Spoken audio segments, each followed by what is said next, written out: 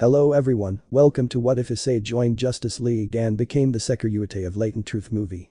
Before we start, please go support Draconarius23 for writing that awesome fanfic. This is the translated version I made. There will be some mistaken character's gender, but of course Issei is a male. The battle against the god Wriggles-Eva leads Issei to use his ace up his sleeve. By leveling the playing field and gaining ground, Wriggles-Eva wants to retire in order to come back stronger and finish her job. But not letting it go, Issei Haidu goes after him to end it all once and for all. Although he didn't know that following the god from another dimension would lead him to live an adventure very different from what he was used to. Falling into a world where superheroes and supervillains exist, a world that holds many mysteries and is threatened by beings from other worlds. Join the Sekiryuutei of Latent Truth as he becomes part of a group of people whose only desire is to protect human life. This is the story of the hero who went to another world. Clarifications. It takes place in an alternate universe, 5 years after the events against the Hell Alliance. This will obviously be a crossover between DxD and DC.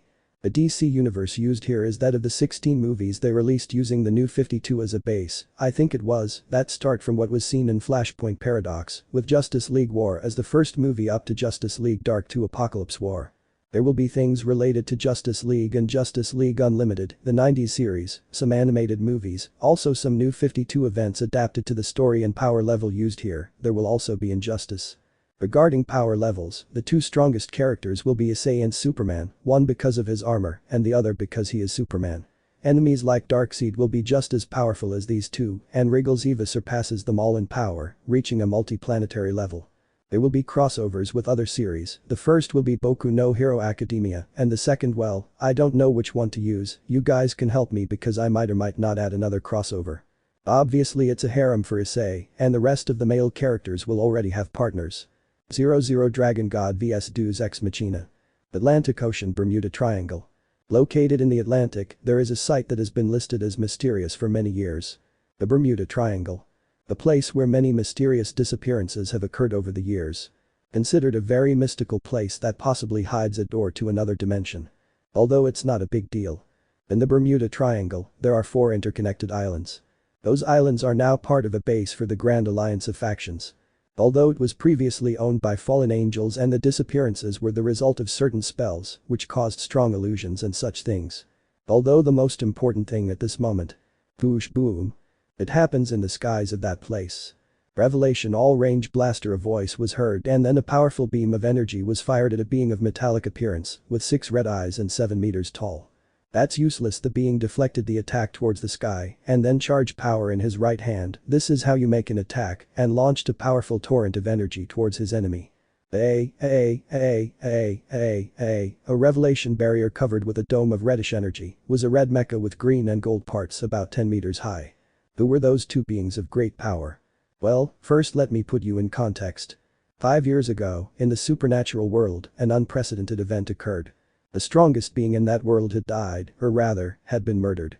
Great Red died after a small fight against a being of great power that came from another dimension.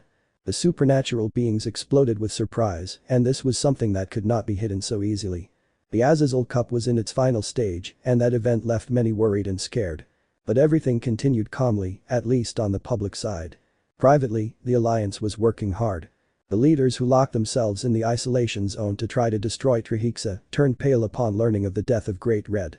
It was there that Azazel, former governor of Gremory, revealed something that very few people knew.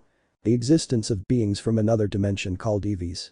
It was shocking to learn that there were beings that made Office, Great Red, and Trihexa look ridiculous all at once. Everyone had to be prepared for anything that might happen. Another surprising event was the arrival of a strange girl from another dimension, named Fader Fedra.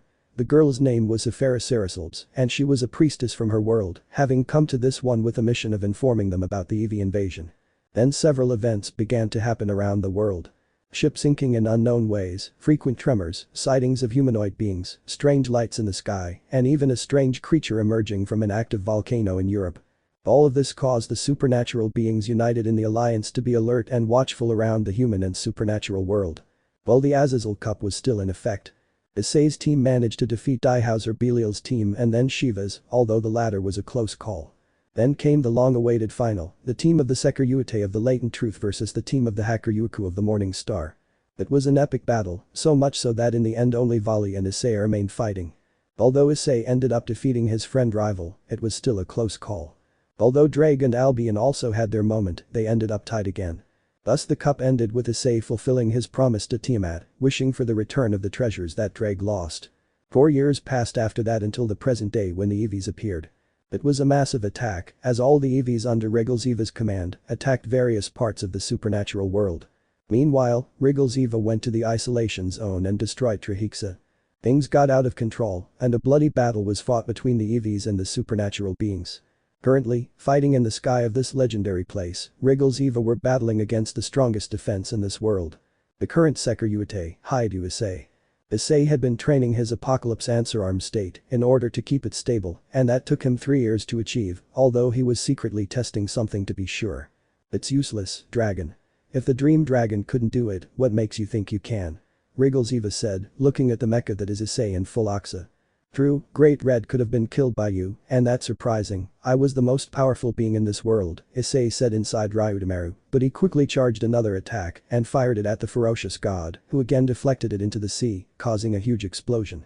But I won't give up, I won't let you or your allies invade this world, Issei said, launching himself at the god Eevee. Useless, simply useless, Wriggles-Eva said, greeting Issei with a powerful blow that knocked him into the sea. Nothing was going well on the island as it was being attacked by a large number of alls. Read the X series to find out what they are that came out of dimensional portals. Damn it, they keep coming out, complained Azazel, who was fighting against those things in his golden armor. Elsewhere, on one of the islands, something else was happening. Boom. A strange sound was heard and a huge reddish sphere of power evaporated a group of all into nothing, but more emerged from a portal. DCH, don't these things ever get tired? Asked a beautiful woman with crimson hair and blue eyes, possessing a voluptuous figure that any woman would envy. Rias Gremory Haidu, princess of the Gremory family, younger sister of Mao Lucifer, princess of the Crimson Ruin, and current first wife of Haidu Issei. Fufu, you're starting to annoy me a lot, said a beautiful black-haired woman with a more voluptuous figure than Rias, with piercing eyes and wearing a Santoist priestess's outfit. Just die already, Kirin, and from the sky descended a powerful dragon made of holy lightning that eliminated a large number of alls. I just want this to be over and to rest next to Anata, she complained. The Keno, first things first, Ice is taking care of the leader of these things, Rias said to her friend and queen. You're right, Anata is getting the strongest one, and that worries me, she said. Akeno Himejima Haidu, Thunder Priestess, Queen of Rias Gremory, Sadomasochist and wife of Haidu Issei. You, the others, and I are all worried about him, but we can't help him, we would only get in his way, Rias said, sounding powerless as she charged a sphere of destruction power which she launched at about 30 ul, instantly evaporating them. Yes, it's very annoying not being able to help Anata in her fight, Akeno complained, launching more beams at other ulls. We're helping him by not getting in his way, so let's focus on our enemies, Rias said. Hai said Akeno to create an even more gigantic lightning dragon and launch it against about 50 ul, destroying them. A loud explosion was heard elsewhere. We have to destroy those portals so that these things stop appearing, said a young blonde man who was holding a sacred demonic sword and the Gram sword. This is Kibayudo, Rias Gremory's knight. Fush Buam. And it has to be quick, they keep coming out, said a beautiful woman with long blue hair with a green streak in front, brown eyes and a voluptuous figure, dressed in that tight black suit she used to wear when she was young. She is Zenobia Korda Haidu, knight of Haidu Issei, bearer of X Durandal and one of his wives. Buam. At another point on the island, 3 dragons with dark scales and red eyes could be seen launching fire at several ulls, destroying them. Zot boom. Then a medium-sized dragon that shot white beams at another group of ull. Get away from Asia Tan. Shouted a huge golden dragon, launching attacks against several ulls, while miniature golden dragons tore them apart with their small jaws. That dragon is Gigantus Dragon, Fafnir, a perverted dragon who loves panties. Hafner-san, stop saying that, it's embarrassing, complained a beautiful woman with long blonde hair, green eyes and fair skin, in addition to having a voluptuous figure, wearing a black office suit because her profession is being an elementary school teacher. Asia Argento Haidu, dragon tamer, former saint of a church in Italy, bearer of the sacred gear, Twilight Healing, bishop of Haidu Issei and one of his wives. She wears the balance breaker armor of her sacred gear, although now she has claws on both arms and legs, along with golden wings on her back and that green dome that covers her, because she can fight almost indefinitely. Holy arrow.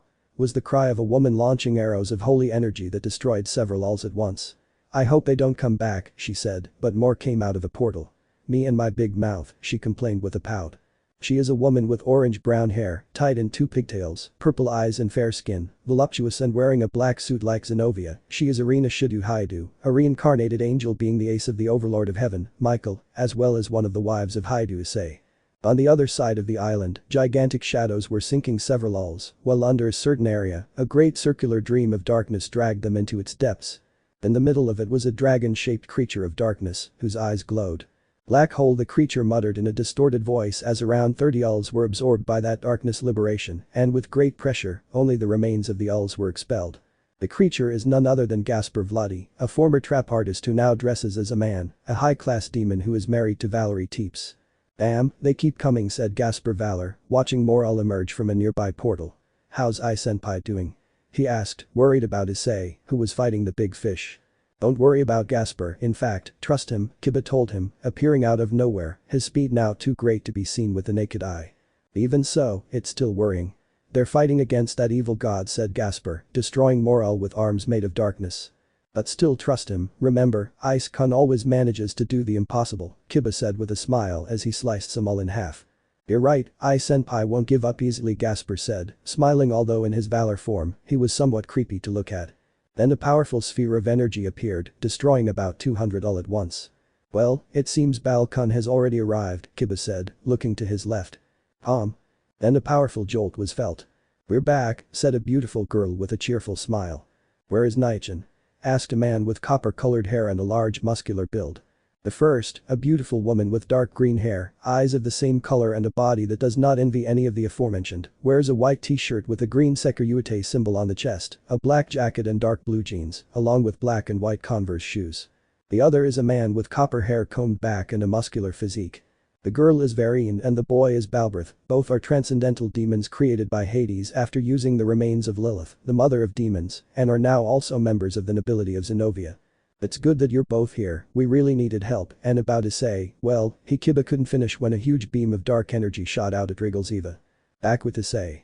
The chestnut-haired man fired a powerful attack against the ferocious god, who deflected it again, watching as an oxa with several cannons pointed at him emerged from the water. Beat this? And launched several infinity blasters Longwinna smashers against Riggles-Eva, who created an energy barrier to repel the attacks. Damn it, Issei complained. Everything you do is simply useless and it's starting to get on my nerves, Riggles-Eva said, charging a great amount of power into her right hand. Issei watched that from inside Oxa. There's no other way, he told himself.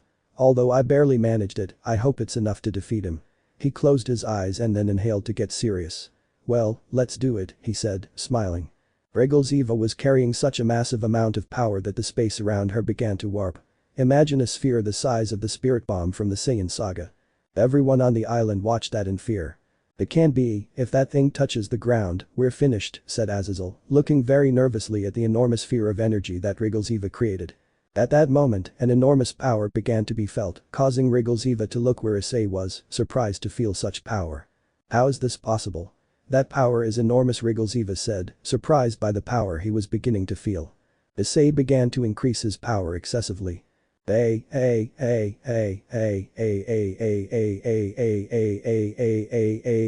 impossible happened, the air sound was heard from the Oxa, and thus Issei increased his power.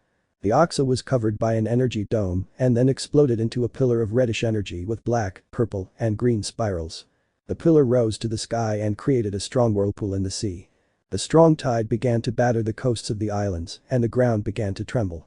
Damn dragon, he still had more power stored up, but it doesn't matter, I'll finish him off once and for all, Riggles-Eva said, raising her right hand to aim the enormous energy sphere. Die along with this planet. Riggles-Eva shouted, launching the energy sphere. The enormous sphere of energy hurtled rapidly towards the earth. Everyone watched in fear, but they trusted Issei. Then. The Vide Drake's voice sounded as the sphere of power dissipated into nothing. Was Riggles-Eva's doubt as she saw her attack disappear into nothing. At that moment, the pillar of energy descended and dissipated, revealing what happened to Issei. Ugh, man, this is really hard, Issei said, sounding relieved. There, floating in the air, a now smaller Issei, about 4 meters tall, was dressed in a strange armor with red, white, gold and black parts. But that wasn't what was most impressive. It was the pressure it exuded, a powerful pressure that overwhelmed every being on this earth. Riggles-Eva felt it and now regrets having left the chestnut tree alive. Everyone on the island was surprised by this new change and this immense increase in power. Issei looked at the god of X and noticed his confusion. You seem confused. Yes, I feel somewhat confused too, but I still ended up liking this, Issei said, sounding confident. No matter how many more armors you pull out, you won't be able to beat me, Eva said, launching herself at Issei. I await the chestnut tree in armor. Eva started hitting and kicking him, which the chestnut-haired man barely defended. Everyone watched that with concern. Issei took a lot of hits, but something threw the god off. Haha, Issei laughed a little when Eva stopped hitting him. What are you laughing at? Eva asked, annoyed. Issei remained silent for a moment and looked at the god of X. Excuse me, but I'm surprised too, Issei said, beginning to unleash even more power, surprising Eva. By the power I have now, he said, smiling beneath his helmet. Impossible, so much power, Eva said, feeling the greatest power this world can provide. Issei disappeared in a burst of speed and reappeared behind the mechanical god, using a black and red sphere of power to send him into the water, creating an explosion the size of a hydrogen bomb. Everyone was surprised, so much so that they almost stopped fighting their enemies. Eva emerged from the water completely annoyed. Damn dragon, how is it possible that you have so much power? Eva asked angrily. It really took a lot of effort, you have no idea how much, to combine the power of Office, Great Red, and myself into one to achieve this form. Ryudomaru is a great catalyst for this power, Issei said, looking at his arms before looking ahead. Although it's still incomplete, he revealed, leaving the god still. Incomplete, what's incomplete you say? Doku Eva refusing to believe that. Yes, the powers are still incomplete, they lack something to be in harmony, but well, at least with this, I know I can beat you, said Issei, preparing to fight and summoning a new sword. This sword had a purple aura surrounding it, as well as a purple edge, and it had the Alpha, Omega, and Infinity symbols engraved on the blade. I don't know what to call this new armor, but if I had to choose one it would be Apotheosis Drive, Issei said, looking at the god and gripping his sword. So Eva, don't die so quickly. And he launched himself at the god, who didn't hesitate and launched himself at him. The two clashed, Eva with his fist and Issei with his sword. The impact of both created a powerful shockwave that sent everything in its path flying. The chestnut-haired man's allies could barely stay on their feet. Impressive, in my 65 years of existence, I have never witnessed anything like this, commented Azazel, completely stunned. Issei and Eva bumped fists with such force that they echoed from afar. Apotheosis, or in Spanish, apotheosis. Among the gods, it is to divinize or deify. From the Greek, divided into three parts. Apo. Idea of intensity. Theo. God. Osis. Formation, impetus. Apotheosis was the name given to a ceremony performed by the ancients to elevate emperors, empresses, or other mortals to the ranks of gods or heroes. By extension, the term apotheosis is used when someone is excessively praised and honored. Currently, in common usage, it refers to the spectacular scene that concludes some theatrical performances, usually of light genres. And, by extension, to any expression of great enthusiasm that occurs at some point during a celebration or collective event. It is also a culminating and triumphant moment of something. Especially, the final, brilliant, and very impressive part of a show or other act. Issei named this armor so because it is the highest level he has ever attained. It is the pinnacle of all the power it contains, personified in a suit of armor. Maximizing the power of Office, Great Red, Dragon, the little power of Albion, into one, using Ryudomaru as a catalyst. Apotheosis Drive, the ultimate expression of Issei's power. Eva didn't understand why. Supposedly nothing in this world could stand up to her anymore, not since she killed Great Red. But here he is, Issei, a subject of utmost importance who, throughout the years, has made the impossible possible in a certain sense. He was a subject who should have been under surveillance, but one day he disappeared from the radar for several months, until he returned. Now here I was, turning the tables and gradually overcoming it. The two bumped fists while only trails of crimson, Issei, and dark, Eva energy could be seen moving from side to side. The two fought until Issei delivered a powerful blow to the god, causing him to retreat. He watched as Issei took a little distance and a cannon appeared above his left arm. Apocalypse blaster, and so he launched a powerful energy beam that he had to dodge. He watched as it disappeared into the sky and probably left Earth's atmosphere. Damn Issei, this completely ruins my plans, Eva complained, glaring angrily at the brunette. What's wrong? Are you angry? Issei asked with a hint of mockery. Damn dragon, I didn't expect you to have even more power within you, but that doesn't matter, nothing will stop our world's invasion of this one, Eva said, charging a powerful energy blast. All efforts are useless, and she launched it at Issei. Yes, you may be right, but Issei said, putting his hand in front of him to stop the energy blast and raise it to the sky. He then closed the distance with Eva, who was surprised. "We will fight to stop them," he said, and unleashed a slash that cut from the machine god's left shoulder to his right waist. Eva screamed, feeling pain, even though she is a machine. Issei didn't stop there, and with a cannon that grew on his left shoulder, he launched a powerful beam of energy. Apocalypse Longinus smasher hitting the god who was sent to heaven right in the face. Was the scream that was heard from Eva when Pabuuam. The powerful explosion occurred that covered the entire sky in a reddish color, along with powerful air currents. Issei looked at that and sighed. He felt tired and wanted to go home. "That almost killed me," but there was Eva, without his left arm and right leg, plus half his face destroyed. His body was in precarious condition, and he looked at Issei with annoyance with his only 3 good eyes. "This guy is more durable than an old Nokia," Issei complained, feeling tired. "I see you're having trouble maintaining that form, and I can imagine why, because with great power comes great control, and you lack it. But come on, I congratulate you. Of the 460 planets I've conquered and the thousands of warriors I've killed, you're the first to leave me in such bad shape," Eva said, sounding tired. Apparently, Issei wasn't the only one suffering. "Well, I'll be the first and the last, since you won't get out of here alive," Issei said, preparing another attack with the little time he had left. "And I created you, in that state you could easily kill me, too bad I still want to live," Eva said as several portals opened, letting out replicas of her best soldiers, the atrocity fanatic. There were hundreds of them, and they rushed towards Issei. "Damn coward," Issei said, beginning to destroy those pieces of otherworldly scrap metal. "Partner, pay attention, he's getting away," Drake warned him. Issei watched as Eva entered a portal. "Damn it, I won't let him escape," Issei said, destroying all the replicas and going after the god of X. "Ice, where are you going?" was the question asked by Azazel, who was observing everything from the island. "I'm going after that bastard sensei. If I let him go now, things could get complicated later," Issei said, approaching the portal. "Please, if you see that things are getting complicated, leave him, you are more important than that guy, we'll see how to act later," Azazel told him, worried about him. "Of course, sensei, don't worry, I have everything under control," were the last words Issei said before entering the portal. He saw that the portal led to the dimensional rift. In the distance he saw Eva heading towards a giant spaceship straight out of some science fiction series or movie. "Oh no, not that," Issei said as thrusters popped out on his back. Lightning crimson night, and so the chestnut-haired man disappeared in a red flash, appearing in front of the god who stopped dead in his tracks. "Don't you ever get tired of bothering people?" Eva asked, annoyed.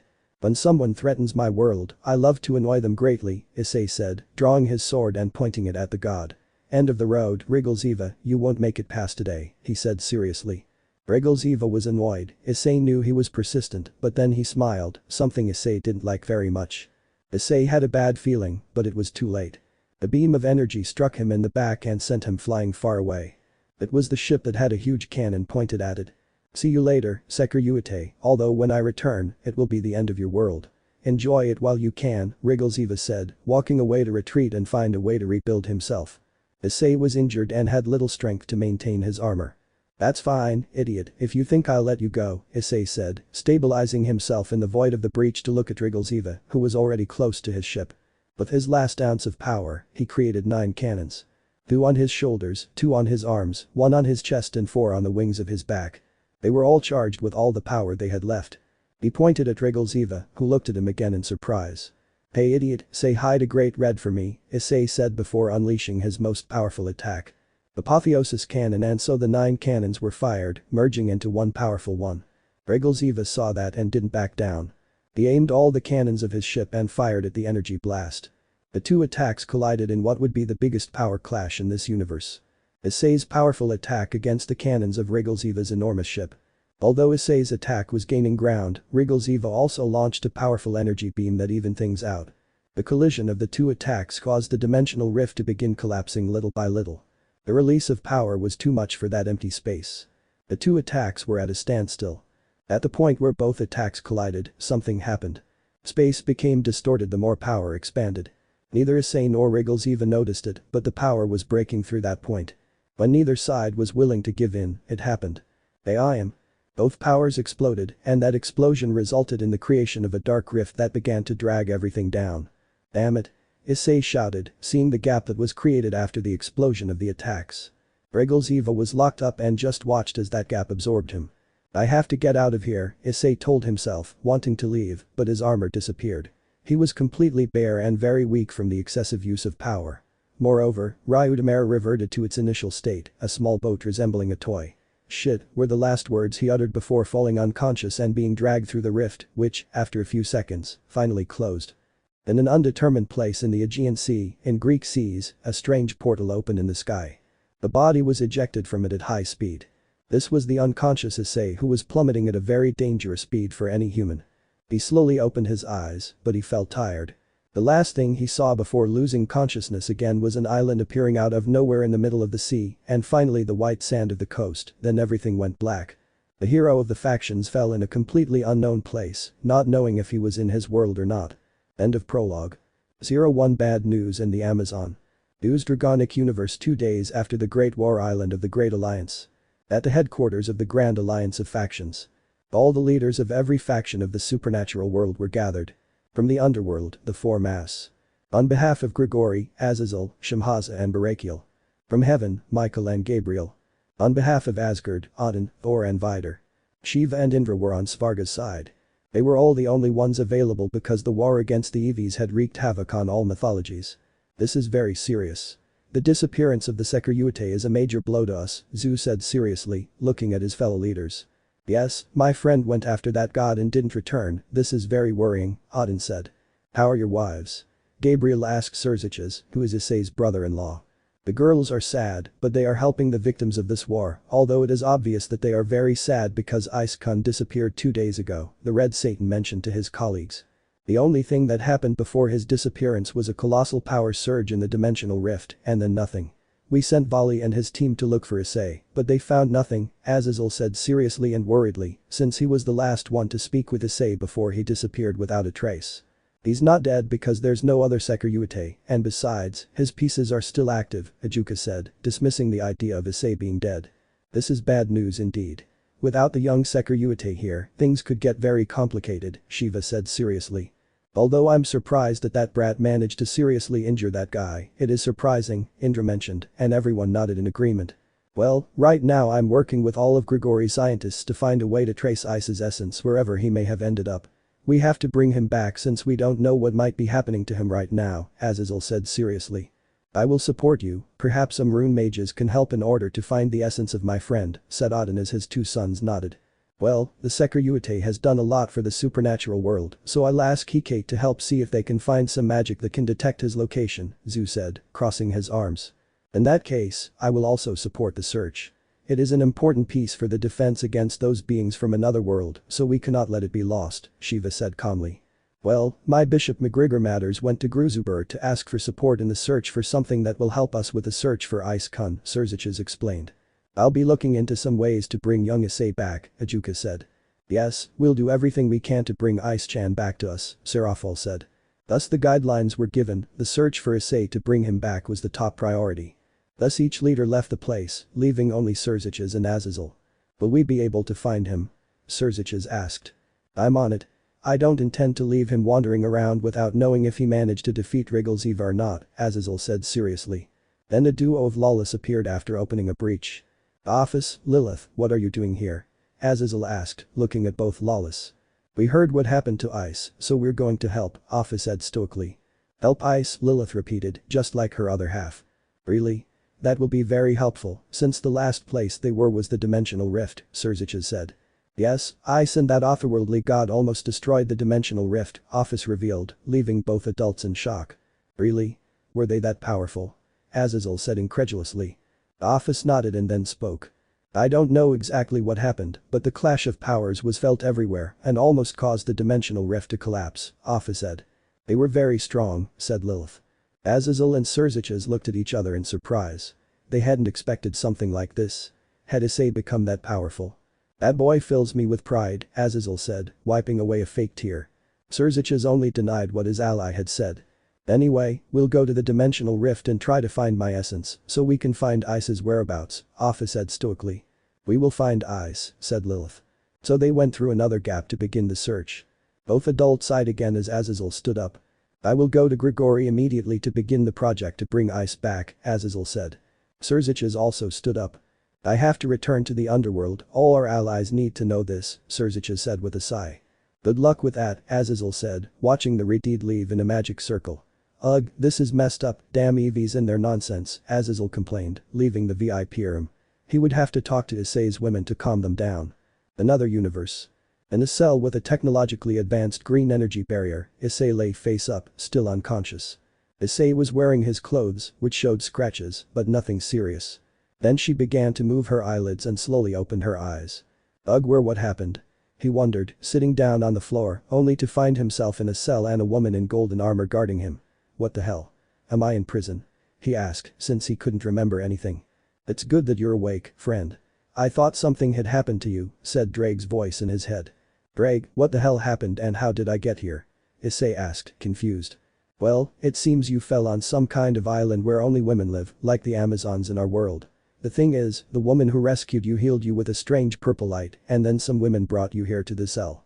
I don't know much more than that since I lost consciousness, Drake explained, and he nodded, understanding that he was possibly in trouble. What a load of crap, Sensei told me I should get away from some settlement in the Artemis Wars and now I'm trapped on an island of women. I should feel lucky, but nothing's like in fiction. These women could hurt me, he said, somewhat annoyed, but then he remembered a small detail Drake had mentioned. Wait, you said our world, are we in another world? He asked, surprised. Yes, since never in all my years of existence have I known of an island like this with technology of this kind, besides the fact that the energy of the environment feels pure in this place, and I feel divine energy surrounding the island, but divine energy that I do not know, Drake told him, and this surprised Issei, since he did not expect to be in another world. Wow, so how did I get here? Issei asked, confused. First, that dark rift that opened in the breach could have expelled us into this world. I mean, you and that robot almost made the breach collapse with all the power you used in your attacks. And second, you arrived on this island because you literally fell from the sky and crashed onto the shore, Drake said, and Issei understood. Now that you mention it, I think I saw an island that appeared out of nowhere when I was falling from the sky, Issei said, remembering something from before he fell unconscious. Then he saw a group of women, led by an attractive but serious Redeed, approaching him. We'll talk later, I think they're coming to see me, Issei said, watching as the guard who was looking after him opened the cell and the Redeed approached, looking at him seriously. Good luck, mate, and with that, Drake left him for the time being. Issei just watched as the woman looked at him with great seriousness. Bed up, the Redeed ordered, and Issei obeyed, not because he was afraid, but because he didn't want any trouble. Put the handcuffs on him, she ordered some women, one of whom brought some golden shackles that, when put on him, drained some of his energy. Wow, they're absorbing my demonic power, interesting, Issei thought, looking closely at the shackles. Move it, the Redeed ordered, roughly pushing Issei forward, while the brunette just rolled his eyes and started walking. He should have been grateful to be surrounded by such beautiful women, but it wasn't the time for that, so he focused on what they wanted from him. The women escorted him to a large Greek-style building with some gilded details.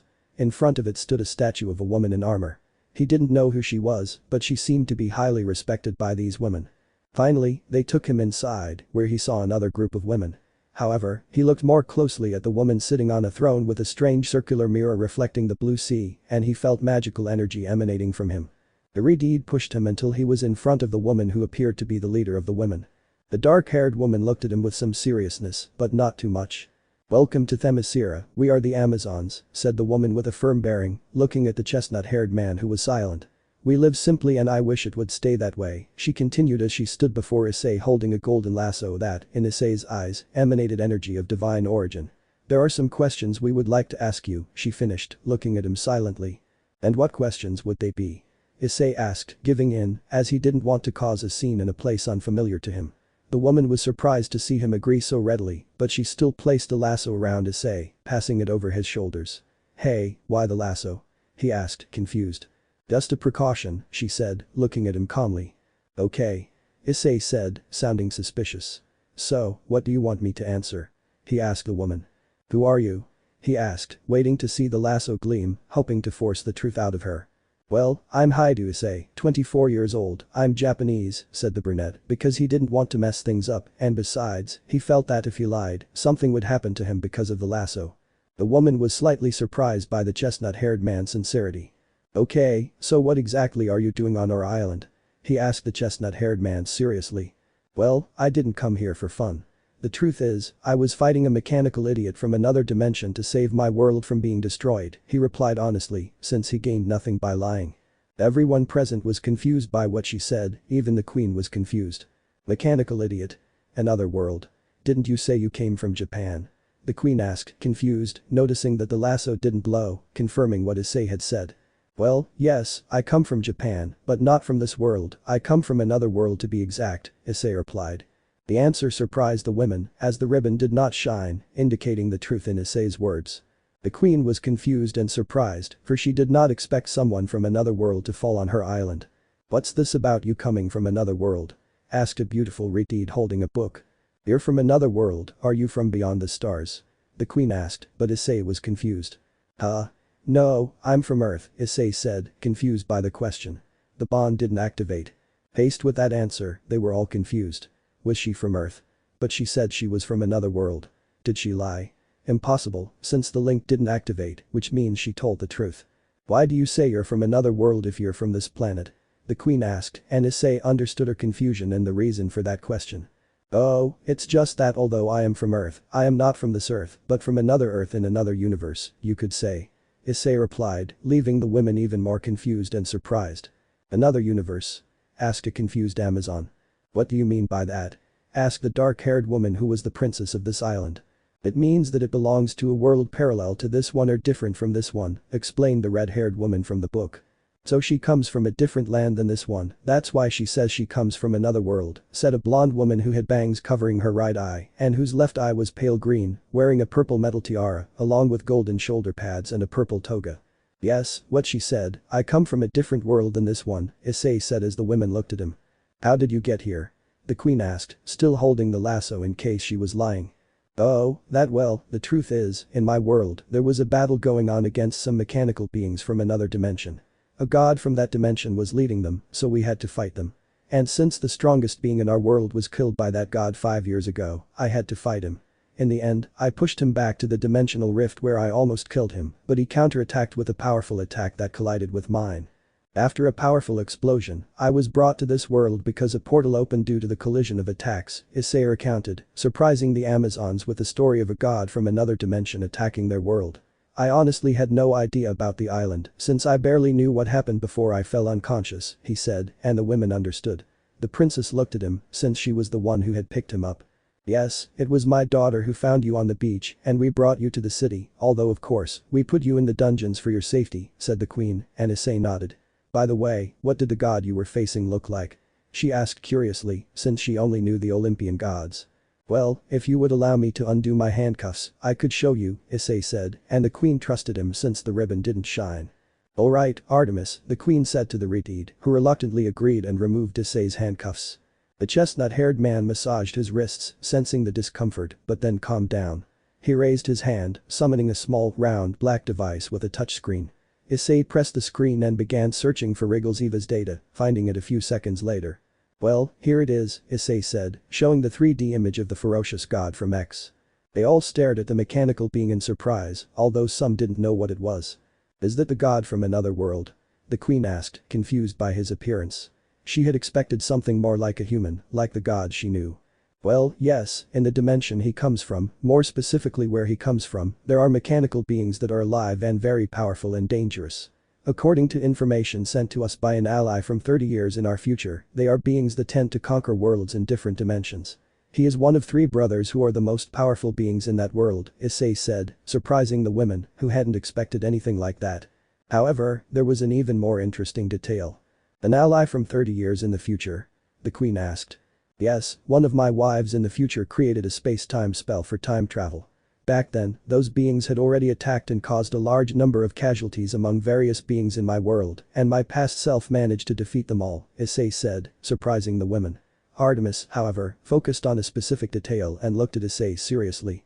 Wives? You have more than one wife? Artemis asked, looking at Issei like trash.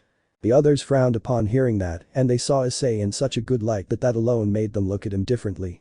Well, yes, I have wives, 15 to be exact, and before you say anything, I love them all equally because they are the most important thing to me, along with my parents, Issei said, without lying at any point, which surprised everyone. The women began to talk, with Artemis being the one who was annoyed, looking at Issei. Well, the princess looked at Issei seriously, but the queen watched it all with neutrality. How is it possible that you have several wives? The queen asked seriously.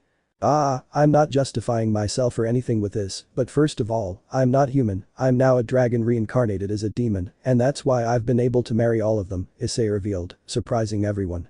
Are you a dragon reincarnated as a demon? Asked a Reddit in white.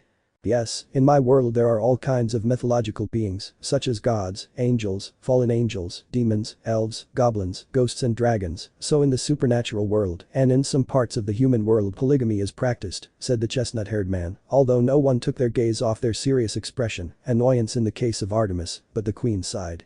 Let's leave that aside. Now, how dangerous are those gods from that other dimension? The queen asked, changing the subject. Well, the strongest one, according to what my master told me, could destroy the earth along with all the other mythological worlds combined, Issei said, leaving everyone speechless. That must be a lie, said an Amazon. I don't think so, the ribbon didn't react to that, said the blonde, pointing to the ribbon still tied to Issei.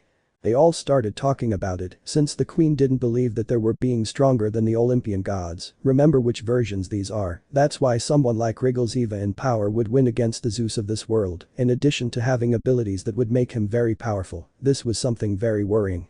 How strong are you? The queen asked. Well, without any of my armor, I'm so strong I could destroy a mountain with my fists, Issei said, leaving the women surprised. Armor? Do you have armor? Asked a Reddit in white. Yes, they are all parts of an artifact called sacred gear that is in my soul, and well, I have 3 armors. The normal one, the one that would be like the second form, and the final form, although of course, if we take away the 2 forms that I obtain when I merge with my familiar, said Issei, leaving the women in the room surprised. Sacred gear? What is that? The queen asked, intrigued. These are artifacts that the Judeo-Christian God created so that humans could defend themselves against supernatural beings, and from that system he created, anomalies were born that they called Longinus, which have the ability to destroy everything from countries to killing gods, Issei said, surprising the women, but what shocked them was the bit about killing gods. Killing gods, said the dark-haired daughter of the queen, surprised. That's surprising, but also dangerous, said the queen. Yes, well, I possess one of those Longinus, Issei said, showing the boosted gear gauntlet, surprising the women with its red gauntlet with a green gem. This is the boosted gear. Within this gauntlet is sealed the soul of a dragon that made the gods tremble with fear, the one who stole the principles of god domination, the red celestial dragon emperor, Drake Gotch, the Sekiryuutei Issei said, causing the women to be surprised by this. The queen, being the closest, looked closely at the red gauntlet and then looked at Issei. Could you show us the armor you possess? The queen asked, and Issei had to agree. After all, they weren't hostile towards him. Sure, Issei said to proceed to start. Welsh dragon balance breaker, the voice sounded as a green glow blinded the women, and after a few seconds, besides calming down thinking that Issei attacked them, they looked at the red armor of the Sekiryuutei. Well, this is the first armor I possess, it's the balance breaker of the boosted gear, a form that removes its limiter, and with this armor I'm so strong that I could easily destroy this island or a larger one, Issei said, and the women felt his power, becoming nervous, but the queen remained calm. Then a crimson light blinded them, and when they could see again, Issei was now wearing his cardinal crimson armor. Since some of them liked the armor because of its bright color. This is a form I obtained by being able to master a piece within me, meaning my power can increase to such a point that I could wipe out a large country, Issei said, further surprising the women. At that moment, a dark aura began to envelop Issei, and the palace and surrounding area began to tremble. The women were surprised by the pressure Issei began to release, and then Issei's armor changed. It was now a dark reddish color, along with black parts and golden details, with the symbol of Ouroboros in each gem, and Issei made the helmet of the armor disappear. This is my third form. It's called Diabolos Dragon God. It combines my demon power, my dragon power, and the power of a dragon god within me. In this form, I could fight hand to hand against Shiva, the god of destruction, who is the most powerful god in my world. I could even surpass him, and I could wipe out half a continent with my strongest attack, the chestnut-haired man said, proud of the 5 years his power had grown so much. The women couldn't believe what they were seeing. They were standing before someone who, if he wanted, could dominate them. But no, he stood there calmly demonstrating what they had asked of him. I know what I just wrote sounds like Dragon Ball, but that's all I could think of, hehe. At that point, Issei reverts to his base form. Didn't you have 2 other options? The queen asked, confused by Issei's actions. About that, didn't you find a futuristic spaceship near me? Issei asked one of the women, as the princess approached with something in her hands. This is all I could find, she said, approaching Issei and handing him something that Issei recognized. In the princess's hands was a small object that could easily pass for a toy. It was a small aircraft, red and black in color, with a golden dragon's head on the front. Wow, it seems that even being in that form severely affects Ryudomaru, Issei said sadly as he took the small airship. What is that? The queen asked, looking at the small object in Issei's hands. "Why familiar," Issei said, giving some energy to Ryudomaru, which activated and floated around Issei. "It's flying," said a surprised Amazon. The little Skadbladner flew happily around its master. "This is a Skadbladner, a legendary Viking ship that possesses life," Issei said, smiling as he saw his familiar was doing well. "So that little object is alive, interesting," said the Redeed in white. After a few minutes the queen spoke. "Then you have no interest in the island," she said, looking at Issei. "No, I just fell by accident, I had no intention of coming here," Issei said, and the queen nodded. "You don't know anything about how to return to your world either," she said, knowing the answer, but wanting to hear it. "No, but I'll find a way to do that," Issei said calmly. "Well, if you have nothing to do, you can leave Themyscira," said the queen, surprising the women. "Are you serious, my queen? Are you really going to let him leave the island just like that?" Artemis asked her queen. "Yes, I've seen that he's been sincere since he arrived and fell on our island by accident, so it's best to let him go and let him find a way back to his world," said the queen, and nobody said anything. "By the way, what's your name?" Issei asked curiously. The queen looked at him and answered. "My name is Hippolyta, Queen of the Amazons," Hippolyta introduced herself, and Issei was surprised to hear that name. "Wow, in my world there's someone with that name, and she's also the Queen of the Amazons. That's what old Zeus from my world told me," Issei said, remembering a time he'd been drinking with Azazel, Zeus and Poseidon when they visited Olympus. Aphrodite wanted to grape him, but thanks to his girls, nothing happened. The Amazons were surprised by this, since they hadn't expected Issei to know Zeus, or at least the one from their world. "Do you know Lord Zeus?" Hippolyta asked, saying the god's name with a hint of disgust. "Yes, well, sometimes we take my master and Poseidon together," Issei said calmly. "That's kind of curious, to say the least," said the Redeed in white. "Although we did it after we had a meeting when that idiot Hades gathered several gods to threaten the peace, although in the end when we defeated that skeleton, he was abducted by Regalziva's lackeys, along with Angraminyu. Since then we haven't heard anything from them," Issei said, leaving the women surprised by how he referred to a god like Hades. "Did you fight against the god Hades?" Hippolyta asked, surprised. "Yes, well, at first I fought Angraminyu, a god who represents the evils of the world, and after a while, when I defeated him, a friend and I fought Hades and we won. But when they were about to seal him away, the subordinates of the god from another world appeared and he ended up being kidnapped along with Angra," Issei said, recalling what Vali had told him when they were attacked in the Pacific. The Amazons were stunned by what Issei told them. They hadn't expected him to fight an Olympian god like Hades, but seeing his power, they could say it was true. "Was it because of something he did?" Hippolyta asked.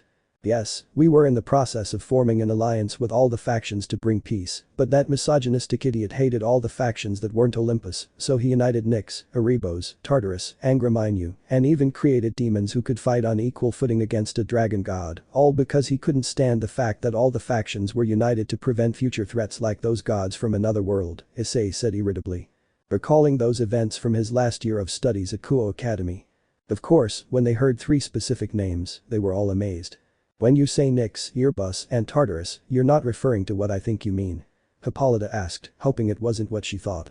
"Nyx, primordial goddess of the night, Erebos her brother and primordial god of darkness, and Tartarus, the titan also known in my world as Naraka, yes, that's who I'm referring to, although I don't know what differences exist between my world and this one, but they are exactly as their respective mythologies describe them.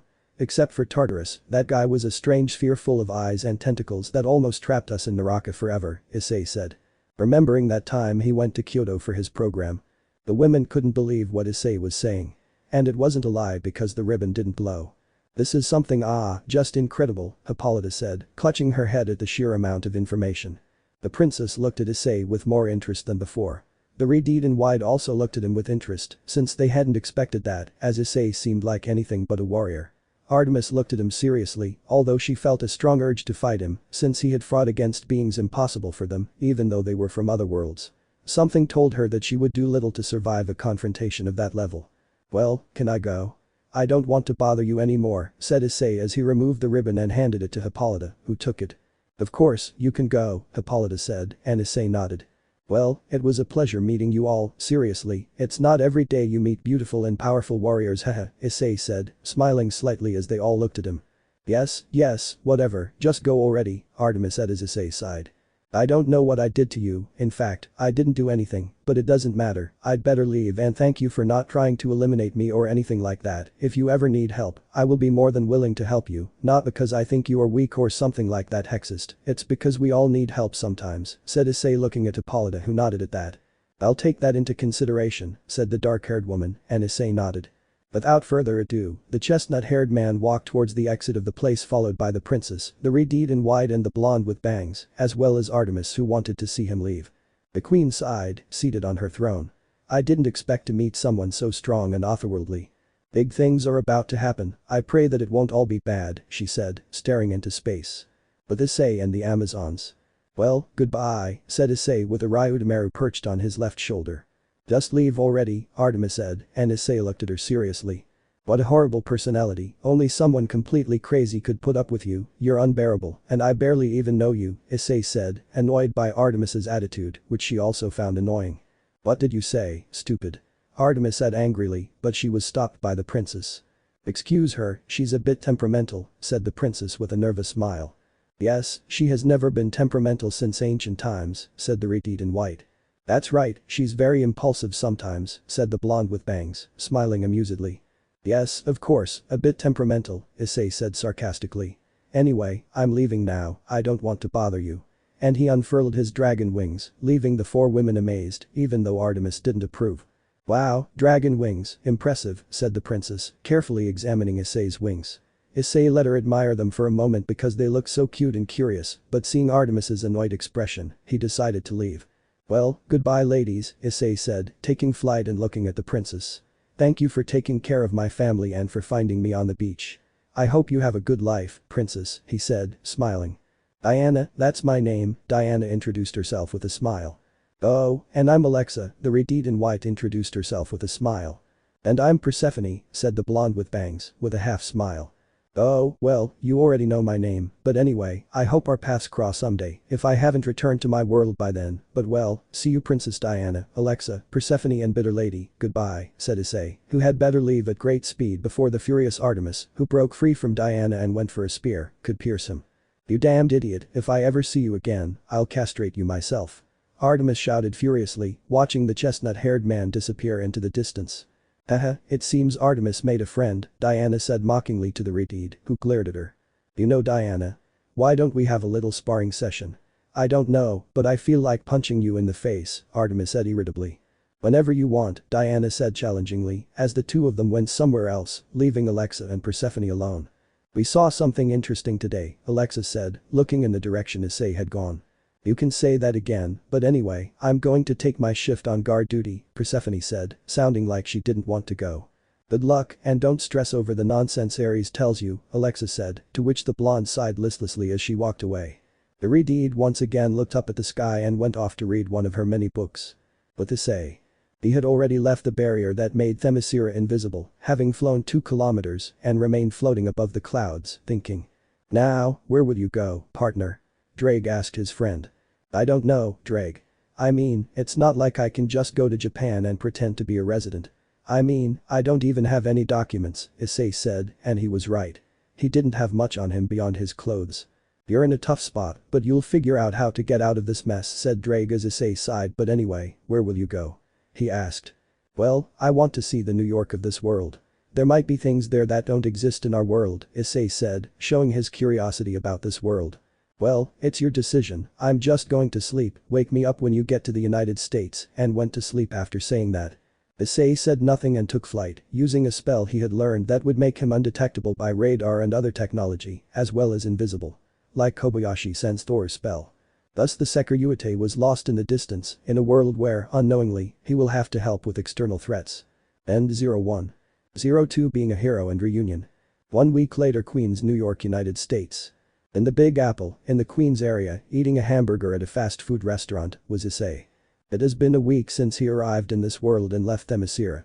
During this time he arrived in the United States, as he hadn't been there for a while, and wanted to see what this world was like. While it was different, it wasn't as much as I expected. First he had to get a fake identity since obviously he couldn't be wandering around without an ID. So first he took a USB drive that Azazel had prepared for him for occasions when he ended up in another country without papers. That USB drive contained an AI specializing in high-level hacking, which managed to create an identity for Issei in 15 minutes, complete with a backstory.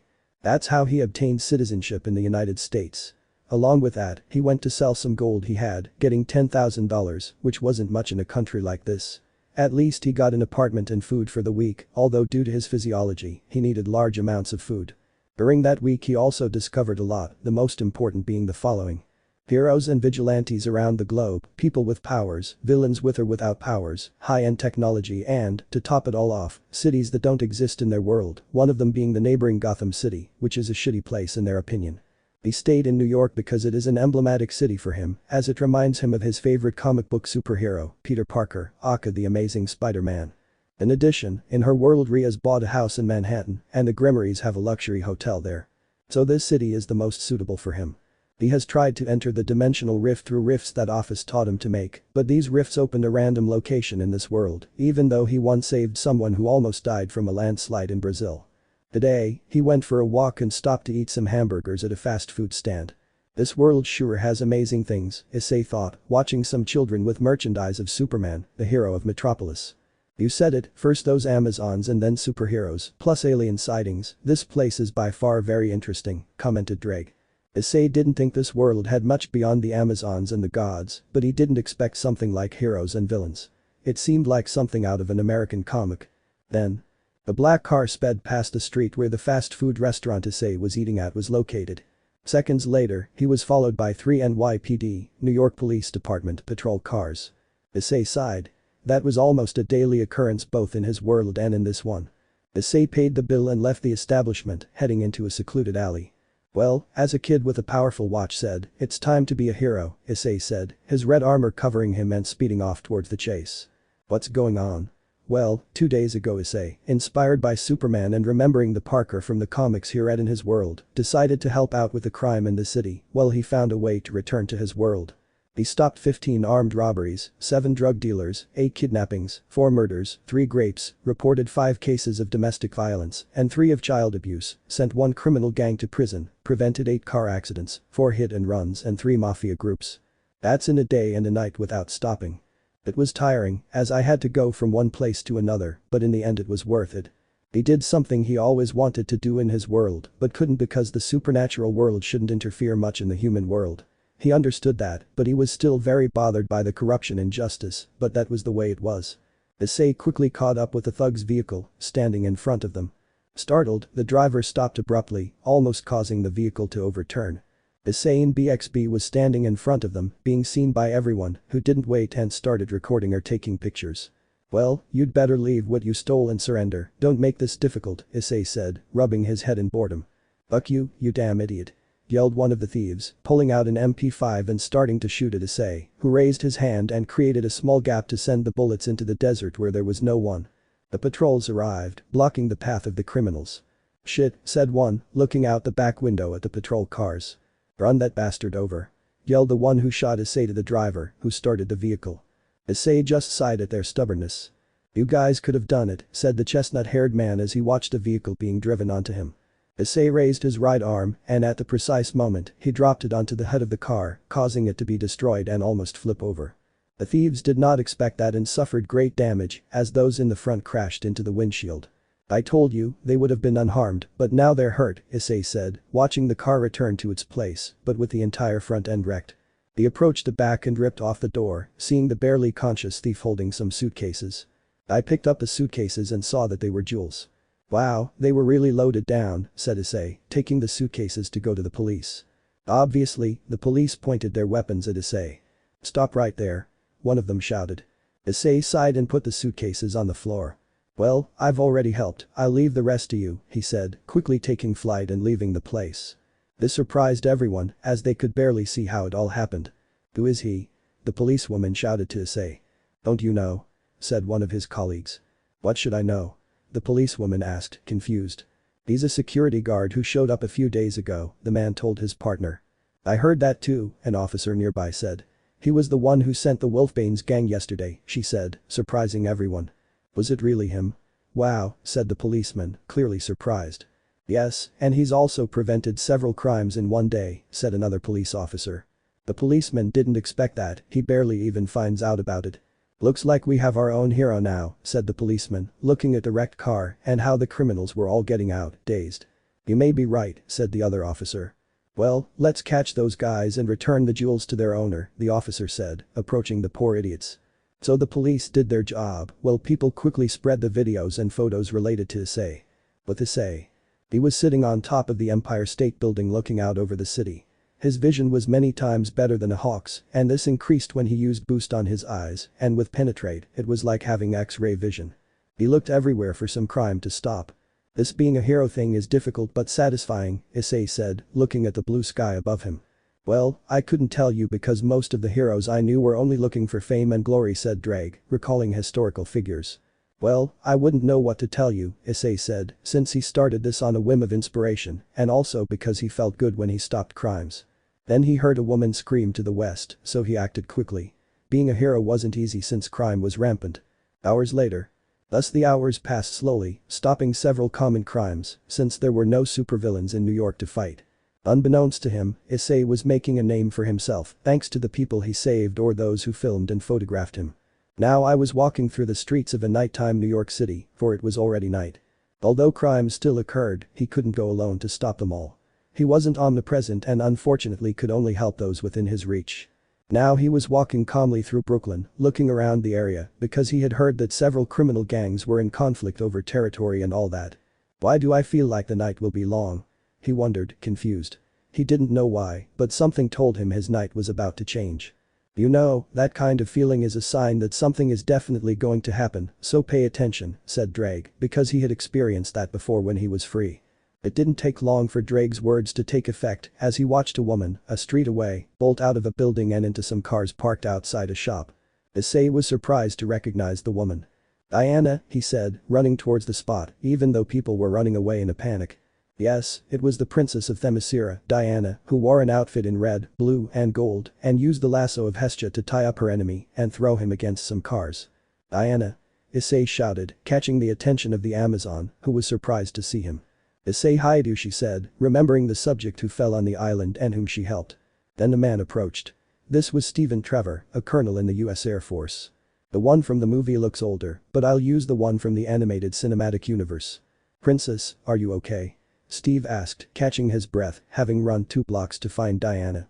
"Yes, but it's not time to relax yet, Deimos is still standing," Diana said seriously, looking at her enemy. The enemy in question, called Deimos, was a burly, green-skinned fellow with an octopus-like face, and he wore Roman armor. "I see you're having some trouble here," Issei said, making Steve look at him. "And who are you?" Steve asked, looking at Issei. "For now, we need to worry about the Cthulhu fanatic," Issei said, standing next to Diana. "Do you mind if I help?" he asked, not wanting to offend the Amazon. "Absolutely not," she said, because she wanted to see what Issei could do. "Good," said Issei, watching the octopus-faced boy approach like a mad bull. Steve thought Issei was crazy or something, but nobody prepared him for what was coming next. Issei loaded some tauki into his left arm because he would end this in one blow. Deimos ran in a straight line, in a brutal charge that would kill Issei for getting in his way. Diana looked at Issei's right arm as she sensed something coming from him. Deimos was already close and Issei prepared himself. "Eat this," Issei said, throwing a tremendous punch aimed at Deimos' head. He, for his part, was overconfident and received the full force of the blow. "I am splash." The bang was heard throughout the area, followed seconds later by the sound of something exploding. Issei threw the punch without holding back and Deimos' head was burst like a balloon. Steve had seen everything, but never someone killing someone with a single punch. That surprised him and made him realize that Issei was not normal. "Wait, did they have to get information out of him?" Issei asked Diana as he got carried away. "Yes, I have to find Ares' hiding place," Diana said seriously. "Ares? The god of war?" Issei asked, surprised. "Yes, we had him prisoner on Themyscira, but he was taken from his confinement by an unknown subject, leaving Persephone and Alexia seriously injured," Diana said, to which Issei was surprised. "This is something very serious," Issei said. Then Steve speaks. "Hey, that thing disappeared and left this behind," Steve said, showing a hexagonal gold medallion with a volcano engraved on it. "Harder, so that's where he was headed," Diana said, now understanding where the god of war was. Issei looked at Steve and Steve looked at the brunette. "By the way, where do you know Diana from?" Issei asked the man. "I had an accident on a test flight." My team and I were attacked by things that came out of a portal and I ended up crashing on their island, the colonel explained to the chestnut-haired man. How come they didn't kill you? I mean, men are supposed to be forbidden on that island, Issei said, looking at Diana. My mother decided to send him back after hearing his story, besides, you're a man too, and we let you go, Diana said seriously, to which Issei laughed sheepishly. Wait, have you been to Themyscira? Steve asked, surprised. It's a long story, but yes, I ended up there by accident, Issei said, and Steve nodded. Then he looked at Diana, who was serious. So Ares is a very big problem, I imagine, he asked, and she nodded.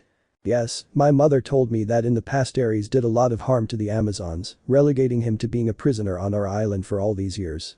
The problem with Ares is that he will want to unleash chaos on the world of man and take revenge on the Amazons, so I must stop him at all costs, Diana said with complete seriousness.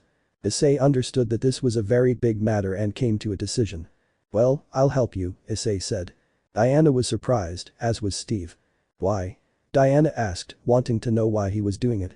Well, if that god of war wants to harm the world just for the sake of it, then that's reason enough to stop him at all costs, believe me, I've already faced idiots who think that because they are powerful they can do whatever they want, Issei said seriously, and Diana, seeing that look, knew he was serious. Well, I'm counting on you, Diana said, smiling, because she recognized Issei's strength. Steve said nothing, although he thought something else when he saw how Diana and Issei interacted with each other.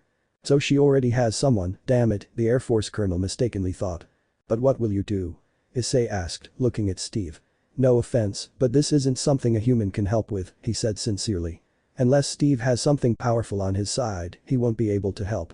You say that as if you weren't human, Steve said, looking at Issei in confusion. And he isn't, he's a dragon, Diana revealed, seeing no problem with that. Issei looked at her in surprise, and Steve looked at Issei in disbelief. A dragon? It doesn't look like one, Steve said, looking at Issei. And she's a superwoman, but she doesn't look like it, Issei said, pointing his thumb at Diana, who looked a little confused. You're right, but even if you don't want to, I'll help. It was partly my fault that Ares escaped, so I'll go with you even if you don't want me to, Steve said seriously and with conviction. Issei was surprised, but he let it happen. What are you saying, Diana? After all, it's your mission, Issei said, looking at the dark-haired girl. Let him come, even though his behavior isn't appropriate, he helped me with this whole problem, Diana said, and that was the decision. Well, we'd better move, because that god of war isn't going to capture himself, Issei said, and Diana nodded. Thus the three left the place, although Issei left some money on the head of the car destroyed by Damo's body. So they left the place and went to Central Park because that's where Diana's invisible plane was. Elsewhere. In the mountainous area, two subjects were walking along a path. Can you repeat why you got me out of there and are helping me? Asked a man with silver hair and wearing Spartan armor. This is Ares, the god of war. It was simply a whim of mine. Besides, I have to test a few things, and something tells me this will get interesting. So just ignore the reason for my help and cause all the chaos you want to overthrow your father, said the man accompanying Ares. This man was covered by a brown cloak and his voice sounded somewhat deep. Ares looked at him and found his reasoning illogical, but at least he was free of all those Amazons and now he could take revenge on his father and Hippolyta. Fine, as long as you don't betray me, everything's fine, Ares said as he continued walking. Far down that road, an inactive volcano could be seen. That was the place to go. End 02. 03 The search and imminent battle. Hours later, Atlantic Ocean. I still can't believe you're the hero who recently appeared in the city, Steve commented, sitting inside Diana's invisible plane, looking at Issei and his balance breaker flying to his left. Yeah, well, it's normal that you think that, it's not like I go around saying I'm the Sekiryuutei that everyone thinks I am, Issei said through a magic communication circle above the booth. So now you've decided to play the role of hero in the world of man.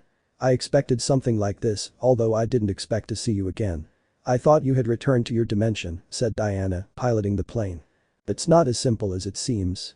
I'm still new to dimensional travel, and I don't know how to connect to the dimensional rift to get back home, so I'll be here for a while. I decided to play the hero in the meantime, Issei said calmly. Another dimension? You're not from this world? Steve asked. He'd heard about dimensions, so he more or less understood something about it. No, I'm from a world where the supernatural world exists, and I ended up here after fighting a mechanical god from another dimension who wanted to conquer my world, Issei said, surprising Steve. Wait a second, are there gods in your world too? Steve asked, surprised. Yes, was Issei's simple reply. Then, in the distance, the dormant volcano could be seen among the mountains, and at the foot of that volcano, a military camp was visible. "Well, we've arrived, it's best to land at a safe distance so as not to attract attention," Issei said to Diana. "In case you didn't notice, it's an invisible and undetectable aircraft to modern radar," Steve said, and he was right. That high-tech aircraft was something they could hardly replicate. "Even so, it doesn't hurt to be cautious," Issei said, since they didn't know what might happen. "We will descend to within 100 meters of the site," Diana said. Thus they reached their landing place, which was on a plateau, and thus they headed towards the enemy camp. Standing several meters away, Steve took out binoculars and looked inside the camp. "There are about 25 heavily armed subjects," the colonel mentioned, passing the binoculars to Issei, who gave them to Diana since he could see perfectly from a distance. Diana observed and looked at a symbol on some flags next to bands that they had on their uniforms. "They are the sect of Ares," Diana mentioned. "Ares cult?" Steve asked. "They are a group that Ares formed millennia ago, they worship him, and apparently they persist to this day," Diana explained, looking seriously through the binoculars. They sound very troublesome," Steve said. "And they would do anything to satisfy Ares's wishes," Diana said, handing the binoculars back to Steve. "Let's go," she ordered and started walking. The two men just followed him. They arrived at the camp, and while outside they saw some guards who were near the entrance. Quickly, Issei, using great stealth skills, positioned himself behind both of them. He swiftly and without any disgust broke both of their necks and quickly removed the bodies from there. Armed returned were the Amazon and the soldier. "Wow, I didn't expect a hero to do that," Steve said in surprise, because he thought heroes didn't kill. "I'm a different kind of hero than the rest, besides, it's more than obvious they'll kill us if they have the chance," Issei said, and Diana nodded in agreement. After all, she was a warrior trained for any situation, and killing was one of those situations. "Here," she said, tossing a machine gun to the blonde boy, who caught it while Issei took the other. "Let's go in now, we have to stop Ares before he reaches the gates of Tartarus," said Diana, moving forward, followed by the two of them. They quickly entered the camp to begin a fight against the soldiers there. Steve shot with mastery, killing several soldiers. Issei used the weapon mostly for sport, as he could kill them with blows, while Diana used both the lasso to tie them up and throw them, and her sword to cut them. The commotion quickly erupted in the camp, with more soldiers appearing to take down the trio. "Damn, more are coming and I'm running out of bullets," Steve said, changing the machine gun's magazine. "These guys are a nuisance, better finish this quickly," Issei said, putting the machine gun aside and increasing his aura. "Yes, if we continue to be distracted by them, Ares will reach the gates of Tartarus, and it will be too late," said Diana, ready to fight. Steve barricaded himself behind a vehicle while Diana and Issei went out to fight. Issei struck the soldiers hard, killing them instantly, while Diana, with great speed, deflected the bullets with her bracelets to get closer and kill the soldiers with deep cuts. The duo managed to decimate the large number of soldiers in a matter of minutes. Diana and Issei were left in the middle of a sea of corpses, while the warrior looked at the chestnut-haired man. "You're good at fighting," he praised, as Issei proved to be competent. "I say the same, princess, although your technique is better than mine," Issei said sincerely, because unlike him, Diana trained from a young age to become a great warrior. She smiled at his praise. "They are strong," Steve said, surprised by what they had both done. "Just the usual," Issei said dismissively, as there were things to do. "Let's go quickly before she gets away." With the Amazon and the soldier nodding, they went to a cave that had the volcano on one side. As they got closer, a hooded figure stood at the very entrance of the cave, which made Issei frown as he couldn't quite grasp the energy of whatever it was. Diana and Steve saw the subject, preparing to fight. They arrived in front of the hooded figure, who spoke in a voice that surprised Issei. "It was about time you arrived. Now, you all go your way. The only one I care about is the Sekiryuutei," the man said in a somewhat robotic voice. "Who are you?" Diana asked, annoyed. "That's none of your business, Amazon. Don't you have a god to stop? Don't waste your time and go your own way," said the man, looking at Diana, who became annoyed. "You?" Diana shouted, annoyed by how the man had spoken to her, but a hand on her shoulder stopped her. "Issei," it was the brunette who was serious. "Diana, you and Steve go and stop Ares, this guy is more dangerous than that god," said the brunette without taking his eyes off the man. Diana and Steve looked at Issei and then at the subject. "Will you be okay?" Steve asked. "I hope so," said the brunette, not so sure it could happen. Diana looked at Issei, understanding that something was going to happen, but she had a mission, and that was to prevent Ares from being released. "Take care, please," Diana said, and Issei smiled. "Hearing those words from a beautiful and powerful woman like you makes me happy," said the brunette with a smile, and Diana smiled back, amused. Steve, seeing the interaction between them, sighed, understanding everything. Diana and Steve ran into the cave, but not before Diana glanced at the mysterious man with the strange voice, hoping that nothing bad would happen. When the duo entered the cave, Issei activated his Cardinal Crimson to increase his power. Boost, boost, boost, boost. Issei's power quickly increased when the air sound was heard. Wow, you don't waste any time, the man said without flinching. Never with you, Eva, Issei said, recognizing his enemy, the ferocious god from another dimension, Eva. Haha, and I thought you wouldn't recognize me, you're not as stupid as I thought, Sekiryuutei Eva declared, removing his hood and revealing his appearance. Issei stared intently at the mechanical being before him. Well, its power wasn't the same as before, which confused him, he shouldn't underestimate it. After all, it hadn't yet recovered from the battle and could only use DXD in an emergency. How the hell are you here? Issei asked seriously. In the same way that you are, Eva replied calmly. Issei frowned beneath his armor. If that madman was here, this world could be in danger. Anyway, I'm keen to do some testing, so why don't we get started? Eva asked, unleashing her power. Issei became serious and continued to increase his power, as Eva was still superior to him. Without waiting any longer, Eva struck the first blow. I am. Ugh, Issei complained as he was sent flying by the powerful blow he received on the breastplate of his armor, which was almost destroyed. It ended up crashing into some vehicles at the location. Come on, is that all you've got? I barely used any of my strength, Eva said in a mocking tone that annoyed the brunette. Comrade, don't fall for his provocations, that bastard wants to distract you, Drake told him in his mind. I know, I must calm down, Issei said, calming himself, because with Eva he had to be careful or he could die. Increasing his power and restoring his armor, Issei quickly launched himself at Eva, who was waiting for him with a smile. As they approached each other, they engaged in hand-to-hand combat, with the chestnut-haired man throwing powerful blows while Eva did the same. Issei knew that if he didn't increase his power further, Eva could kill him, and he didn't want that. Eva showed an opening that the chestnut horse immediately took advantage of. Dragon shot. Issei shouted, firing a powerful energy blast point-blank that sent Eva crashing into the volcano. The mechanical god covered himself with his arms as he was pushed, Issei's attack easily erasing the volcano's peak. Issei didn't wait and, switching into night mode, went to where his enemy was, closing the distance in an instant. He quickly switched to tower mode and delivered a powerful blow that was accompanied by the impact of the hammer that came out in the elbow area, which produced more power to the impact. I am. The attack was powerful, and the mechanical god felt it.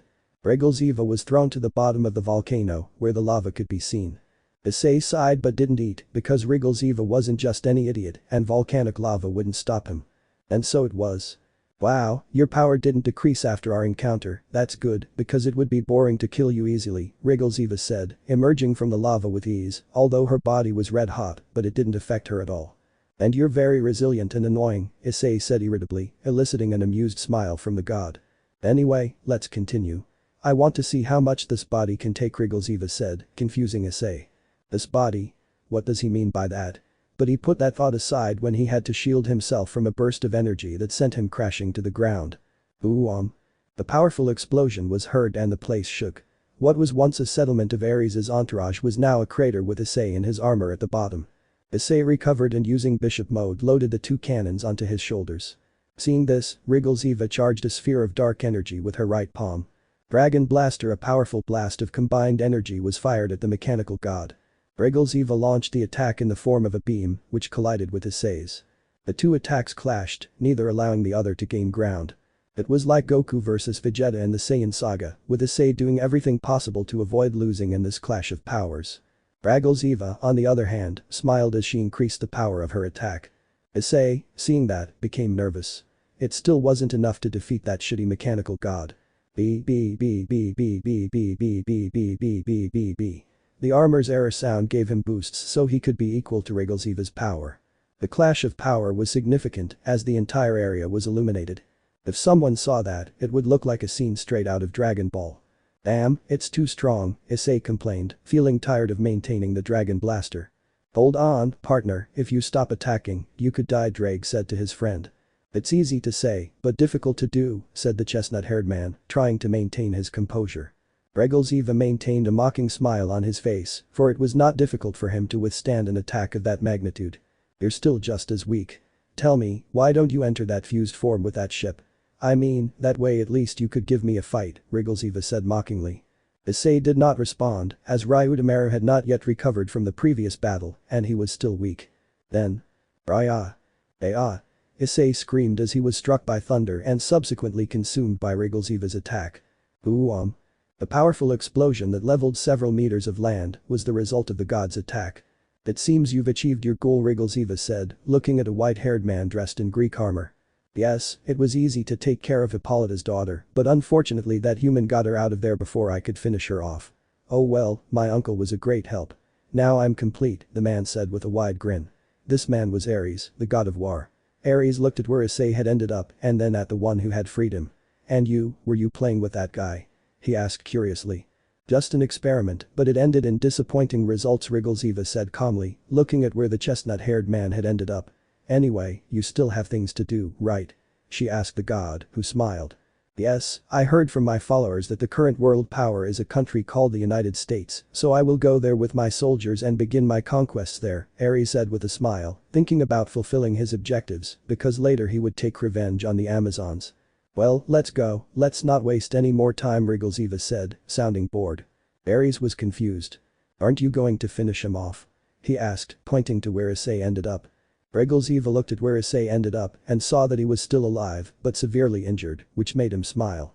Yes, it's not worth wasting time on someone weak, he said, looking down on the brunette. Ares shrugged.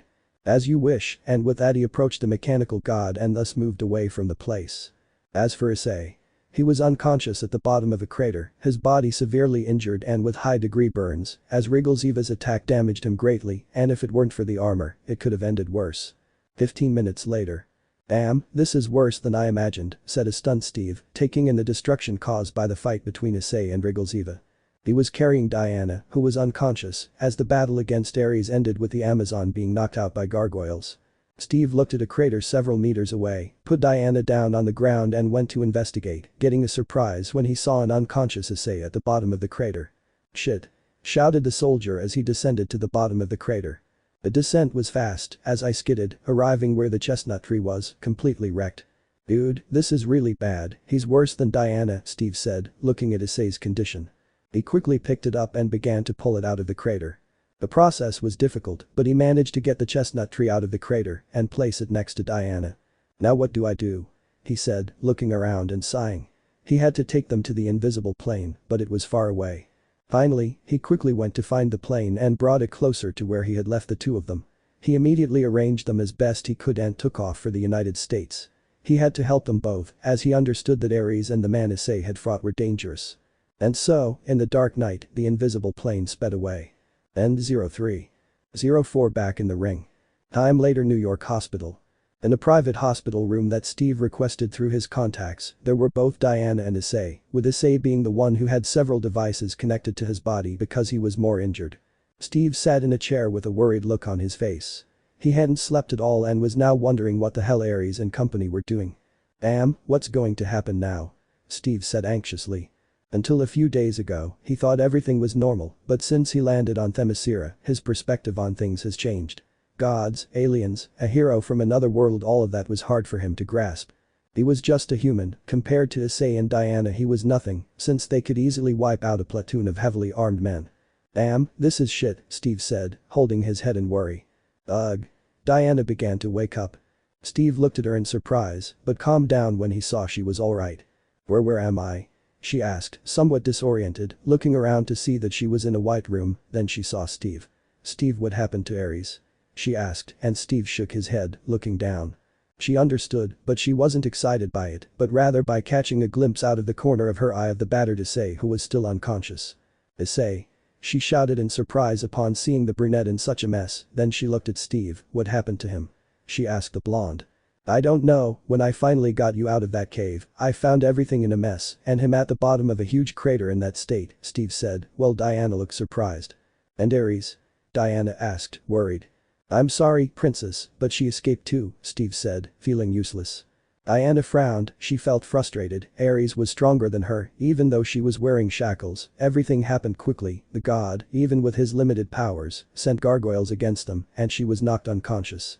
But her surprise was even greater when she saw Issei in terrible condition. Although she didn't know the full extent of his strength, she and Steve felt strong tremors outside the cave, which meant that he was someone extremely powerful. And now what? Steve asked, drawing Diana's attention. Ares left after finding out where he was and is with that guy who seriously injured the hero of New York. What will you do now, princess? He asked, looking into Diana's blue eyes, which turned serious. What else? Fight, she said seriously. I wouldn't give up for anything in the world, and if I died in battle, it would be an honor for me. Cough cough. That's what I wanted to hear. Cough cough. It was Issei who spoke, opening his eyes but feeling a lot of pain in his body. Issei ice. Steve and Diana shouted. The chestnut-haired man winced in pain. The fight against Wriggles Eva had been tough and that made him realize that the guy had recovered from the previous incident. Thank God you're alright, Diana said, smiling with relief. Tell me, who was that guy? She asked seriously. Cough, do you remember, cough, the talk we had on, cough, the island? Cough, when I told you how, cough, I came to this world. Issei asked as Steve handed him a glass of water which he immediately drank. Thanks, buddy, I needed that, he said gratefully. Wait, is that guy the god of another dimension? She asked in surprise, remembering the conversation about how Issei ended up in Themyscira. Yes, and that only indicates trouble for this world, Issei said seriously, something that worried Diana. Wait a minute, what are you talking about? Steve asked, more lost than Zorro. That's right, you don't know. In short, the subject I fought is a god from a different dimension than the one I come from. His power is such that he could destroy the earth as if it were a game, Issei said, scaring Steve. You've got to be kidding me, Steve said, scared, because a guy who destroys planets wasn't a pleasant thing to hear. The room fell silent, no one said anything, but a groan of pain from Issei ended that awkward silence. Damn it, that damn tin can, ugh, my whole body hurts, Issei complained, while Diana looked worried. Will you recover quickly? She asked, thinking that Issei wouldn't be able to fight because even though it would be difficult for him, they needed his help to win this battle. Yes, just let me get something out, said the chestnut-haired man, using his magic to pull a black briefcase with a strange symbol from his dimensional space, a symbol that was strange to both the human and the Amazon. Issei took the briefcase and opened it, revealing 18 small bottles with a red liquid, although it seemed that the briefcase could hold 24. What is that? Steve asked. Phoenix tears, Issei replied, surprising the man. Issei took one and removed the lid to take out its contents. A yellowish aura enveloped the chestnut-haired man, and in a matter of seconds his wounds disappeared along with that feeling of pain. Without Asia nearby, having Phoenix's tears was a necessary option. Wow, he's not hurt anymore, Steve said, amazed by what had happened. Here, take one, Issei said to Diana, who took it and quickly drank its contents. She was enveloped by that yellowish aura and all physical discomfort was cured. This elixir is miraculous, like the purple light, said Diana, looking at the empty bottle. And are those real Phoenix tears? Steve asked. No, the truth is they're created in the underworld by the Phoenix family, a family of demons belonging to the 72 demon houses and in whose blood runs the legacy of the mythical Phoenix, granting them high regeneration. I don't know how they create the tears, but they serve for physical wounds and to join lost body parts, Issei said, surprising the two present.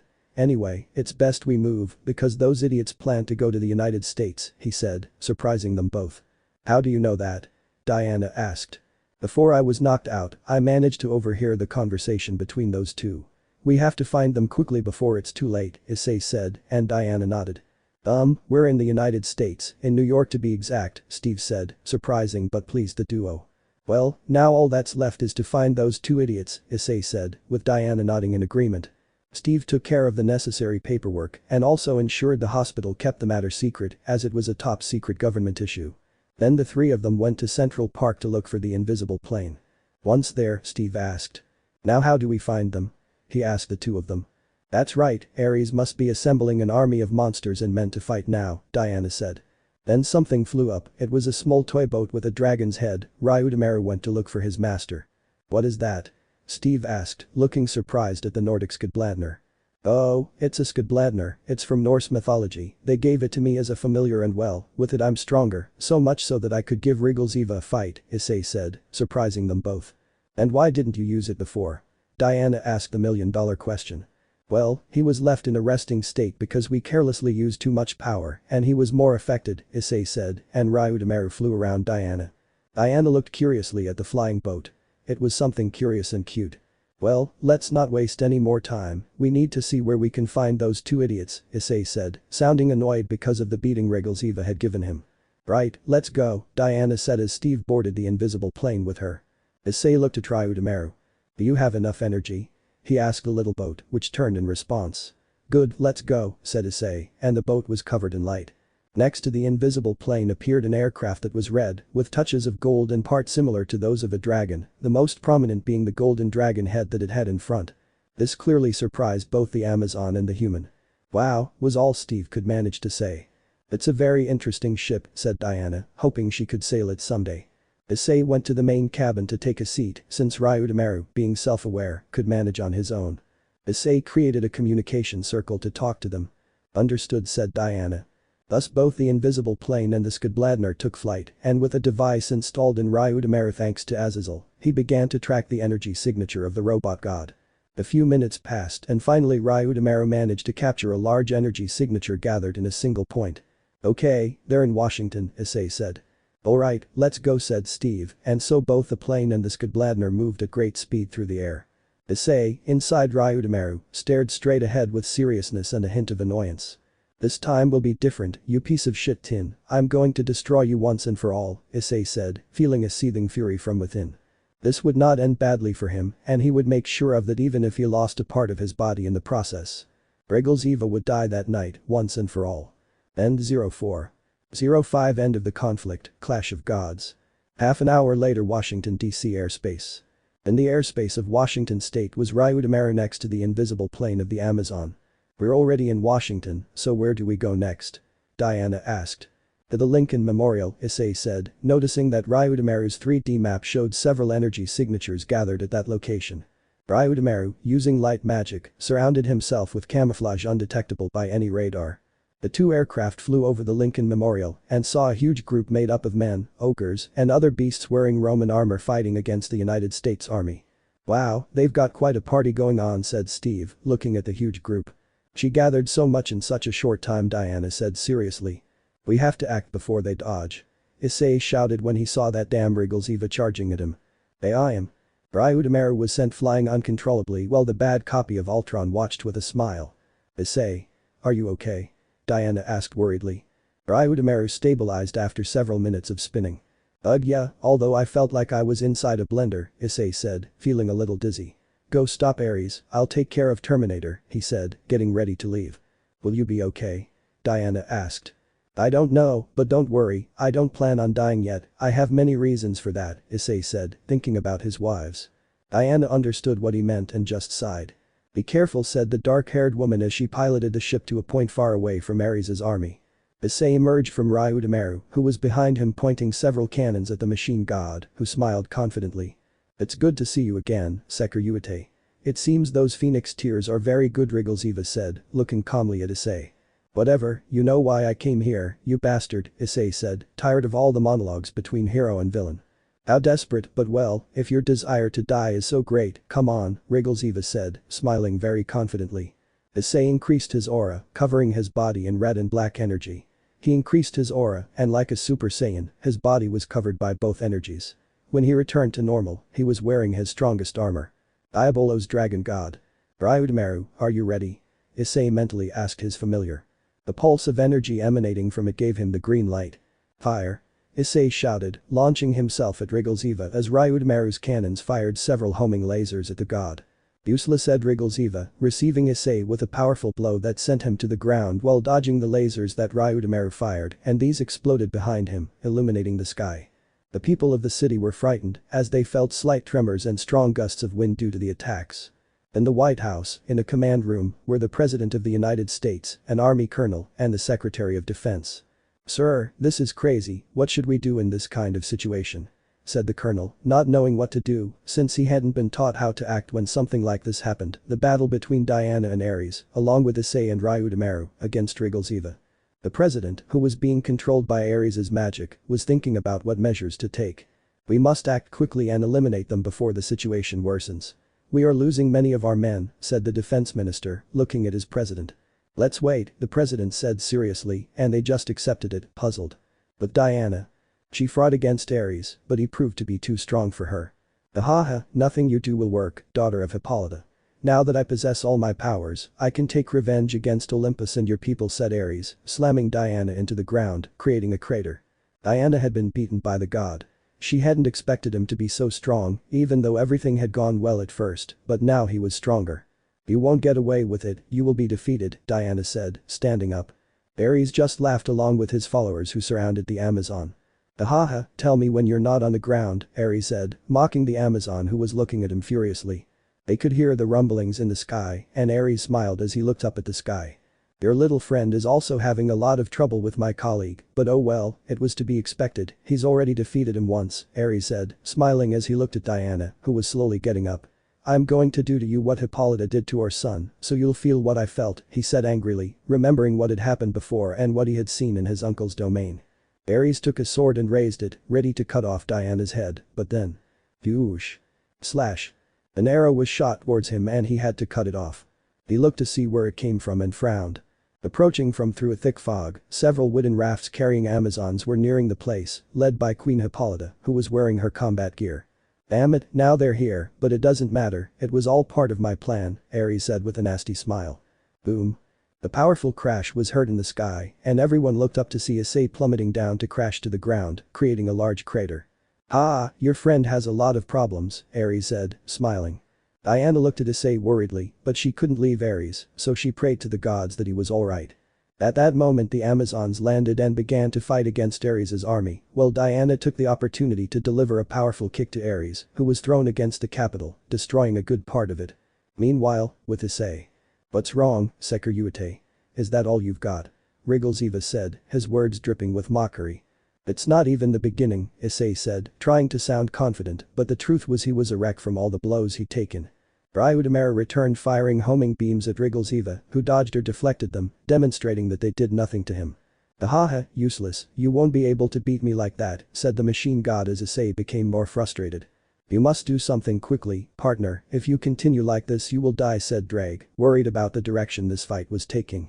"Tell me something Drake doesn't know," Issei said, standing up and looking at the machine god. "I'm fed up with this crap. I don't know if it'll work, but I'll kick that shiny metal ass of yours," he yelled, quickly entering Ryudameru, who approached, knowing what his master wanted to do. Rias saw that and frowned. "Oh no, absolutely not, you damned lizard," Rias said, charging a powerful beam of energy. Issei quickly inserted the tail of the armor into the hole in the floor of Ryudameru's control room and began to increase his power. Issei's power began to increase so that Ryudameru could take that energy. Rias unleashed her power beam and Issei screamed. "Now then," Issei shouted, continuing to increase his aura. "Mugen no Kumayawas. Infinite combination. Infinity, let's go." And it happened. "Nuo." Rias cried, knowing it was too late. The lightning consumed Issei and went towards the sea, causing a powerful explosion. Kaboom. Everyone present was amazed by such a display of power, a power that overwhelmed Ares, who did not believe that his partner in this was powerful. "Issei." Diana shouted, and the Amazons heard her cry. "Issei? Was that idiot here?" Artemis asked, surprised. "Was that boy fighting with that metal man?" Persephone said, surprised. Hippolyta looked at where the explosion had occurred, surprised that Issei had fought against that guy who almost destroyed half of Themyscira with ease. Diana glared angrily at Rias, but then. Yes, this is what I was looking for," Ares said, smiling as he felt an overwhelming power over him. "Huh?" Diana looked surprised as the god was literally engulfed in flames. "Now I have the power to defeat the gods," said Ares in his new form, being taller and with longer hair, along with armor with a helmet that covers his face and has 2 horns. Diana didn't understand what was happening, but she noticed something. A powerful missile flying in a direction unknown to her. "Ha, humans are incredible, a warlike race by nature, they create and destroy, they kill each other, thanks to their technological advances in the field of war, they have created a weapon of such amazing destructive force, and just one of them can give me the psychic energy of 1,000 wars," Ares said in his lewd form as Diana looked at him seriously. Steve, looking at the missile, went to the invisible plane to stop it because he had a bad feeling. Without saying another word, Ares lunged at Diana, delivering a powerful blow that sent her crashing to the ground. While Rias stared intently at where Issei ended up. Then. Revelation all-range blaster, a powerful beam of reddish and black energy, went straight at the god who had to dodge such an attack. "Damn it," he complained, watching a 10-meter-tall mechanical suit of armor emerge from the sea. Boom. The lightning exploded, clearing the sky over all of Washington of clouds, revealing a bright reddish flash that illuminated the entire sky for seconds before disappearing. "Ready for round 2, Tin Can?" Issei asked from inside the mechanical armor. Apocalypse X answer arms incomplete. Damn dragon, don't be arrogant. Eva shouted, lunging at Issei. The two collided in a powerful clash of fists that caused a strong shockwave. Everyone fighting on the ground watched in amazement. Such power, that boy is impressive, Persephone remarked, watching the battle of titans unfolding in the sky above. Then they saw Diana flying from another blow by Ares, who smiled victoriously. Ah, now none of you can stop me. Ares shouted, feeling like the biggest badass. Diana stood up and glared angrily at the god of war. You won't win, I'll stop you no matter what. Diana shouted, launching her attack. She would hit Ares, who would block the blows, but several would still hit him, as Diana had many years of experience in combat. The powerful blow to the god's face sent him crashing to the ground. Meanwhile, with Issei and Eva. Pam pam pam pam pam pam pam. The two exchanged powerful blows, and although Issei was larger than Eva in size, they were evenly matched in power. Take this. Issei shouted, launching a powerful punch charged with reddish energy. Eva received the powerful blow to the face, causing her face to crack slightly. Bomb. Eva collided with a Lincoln obelisk pond, destroying it upon impact. Partner, you must hurry, you won't last long in this form, said Drake to the chestnut-haired man who was breathing heavily. I know, but this idiot is strong, said the chestnut-haired man, watching Eva emerge from the destroyed pond. Eva stood up and, with a furious expression, lunged at him. Issei received it and both of them rose up into the sky, disappearing among the clouds. At that point, Ares used his new powers, creating an army of undead who joined his few men, as they were almost decimated by the Amazons. Diana continued fighting even though Ares now possessed more strength, speed, and endurance than before, as his powers had greatly increased. It's useless, no one can stop me with the power I possess now. Ares shouted, boasting about how all-powerful he felt. Diana watched this angrily. Ares had become stronger than her, but she would not give up. You're going to fall. Shouted the Amazon, launching herself at Ares, who was waiting for her with a smile. Punches and kicks at speeds greater than human speed, the two fought, although Diana showed annoyance with each blow Ares gave her. Although Ares was strong, he still felt Diana's blows, but he would not give up. With Issei, he was facing Eva in a one-on-one fight. You're strong, kid, I'll admit that, but you'll need more if you want to beat me, Eva said, blocking and returning blows towards Issei. I'll show you the power of a dragon. Issei said, stepping back to charge energy in his left arm. Eva quickly closed the distance, but Issei was faster and unleashed a powerful punch. Megaton punch. Issei shouted as the powerful punch hit Eva's face. This was quickly thrown to the ground, causing a strong tremor from the impact and killing a group of enemies. The Amazons looked at Issei in great surprise, and the soldiers still couldn't believe what they were seeing. Eva composed himself, and when Issei looked at him, he was surprised. Much of the machine god's face was destroyed, revealing something more like a machine than anything else. That did hurt, or at least that's what I'd like to say if this were my real body, Eva would say with a mocking smile. Issei was surprised by what the god said. Wait a second, what do you mean it's not your body? He asked, somewhat afraid of her answer. Just as you heard, this isn't my body. It's simply a creation of mine for a small project I'm undertaking, Eva said, levitating until she was standing in front of the surprised Issei. This universe has countless things that yours lacks, some more interesting than others. I made this body with materials I obtained from a technologically advanced planet and it turned out to be resistant, but not as much as my original body. However, it certainly fulfilled its purpose, she said, leaving the brunette even more astonished. You've got to be kidding me. All this time I've been fighting a copy of you? He said, not believing it. You could say that, but anyway, this is just a prototype, but it turned out to be very good, he said, smiling as he looked at Issei. Well, shall we finish our fight? He asked Issei. The chestnut-haired man was very upset and scared because if that was a copy and if his feeling wasn't wrong, that bastard wanted to create an army of copies of himself to cause chaos. Eva didn't wait and took advantage of Issei's shock to deliver a powerful blow that sent him crashing to the ground. Ugh! Issei screamed in pain. Come on Sekiryuutei, let's keep fighting. Shouted the copy, wanting to end this. Partner, you must finish him off, he may be a copy, but he is still someone powerful, Drake would say. I know, Issei said, getting up and going against the copy. The two clashed fists again, causing powerful shockwaves. Issei and the Eva copy engaged in a powerful exchange of blows. Issei connected with some of his blows, causing large cracks in the copy, but the copy did not hold back and connected blows to Issei, blows that shattered the armor. Pam pam pam pam pam pam pam. Blow after blow, neither showed any signs of backing down, as both were at their limit. Only one blow could decide the match. Die. Issei shouted, charging all his power into a fist. Regalzeva's copy smiled and didn't lag behind, charging power in her right arm. The two quickly started throwing punches. I am. Issei was faster and, avoiding the copy's attack, connected with the powerful blow to the copy's head. Crack. And so the face of the copy broke, and before it fell it said something. Good one, Sekiryuutei, but don't worry, you'll hear from me very soon, and you won't like it at all, hahaha, and with that the machine crashed heavily to the ground. Damn maniacal robot, I'll stop him no matter what, Issei said, very tired and losing his armor. He fell to the ground, exhausted, expecting to crash, but someone saved him. Are you still alive, brat? Asked Artemis, who had captured Issei. Thanks for that, crazy girl, Issei said, but she roughly threw him to the ground. Ouch, you damn crazy girl, he complained, as he was certainly weak. HMPH, you should be grateful I caught you, idiot, Artemis would say as she cut down a monster, now a zombie. Anyway, where's Diana? Issei asked, getting up tiredly. That way, the Redeed pointed. And about 20 meters away from where they were, Diana was still fighting with a more normal Ares. Diana was giving Ares a severe beating, while he could barely do anything since he had lost the powers he had gained from the missile. He's giving him a beating, Issei said, sitting down on the floor. You got one too, Artemis said, cutting down several enemies, and Issei launched fireballs that burned them. Tell me something I don't know, you idiot, Issei said, rolling on the ground as Artemis almost hit him with her sword. Damn it, calm down, woman. You can't even take a joke, you bitter woman. He yelled angrily. HMPH, she walked away to continue fighting. TCH, Sundeer, Issei said, getting up to see where Diana was fighting. Diana and Ares were locked in a great duel to the death without knives. Pam. Diana delivered a powerful blow to the god's chin, causing him to recoil in pain.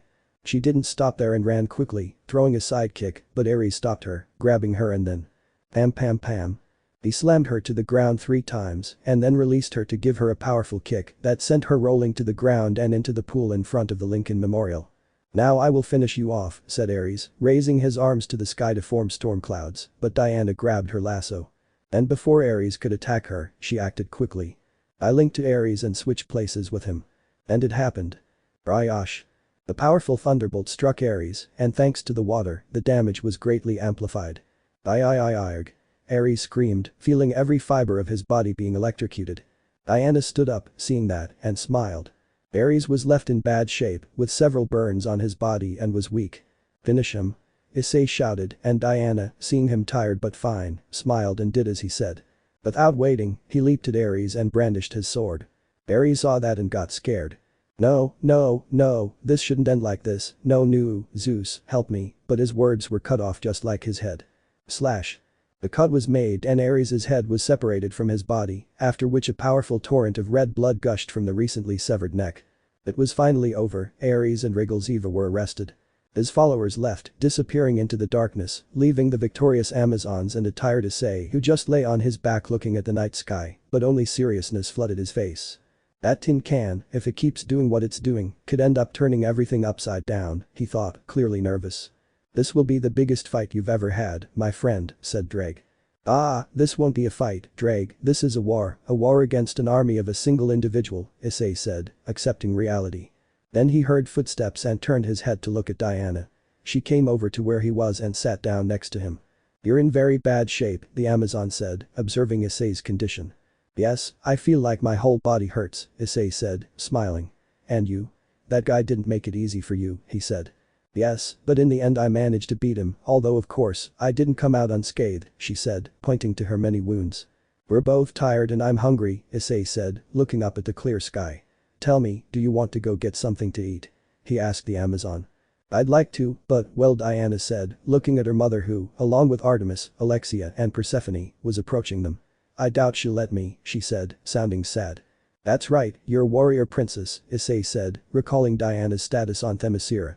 The aforementioned above arrived and saw the pair, with Alexia and Persephone exchanging knowing smiles upon seeing Diana's closeness with Issei. You look very hurt, kid, Hippolyta said to Issei. Yes, it was a tough fight, Issei said, sitting down. And crazy too, Persephone mentioned. Yes, I swear it was the end of the world watching you and that strange metal man fight, Alexia said. And it would have been if it had been the original, Issei said, standing up. Original? Asked Hippolyta. Yes, that robot is a copy of the original. It had great power, but not enough to destroy the world. And to be honest, I'm scared because that guy is out there in space planning to create copies of himself to conquer worlds, Issei said, sounding nervous. The Amazons were shocked. Although they knew about Issei and his struggle, they did not expect everything to escalate to something much worse.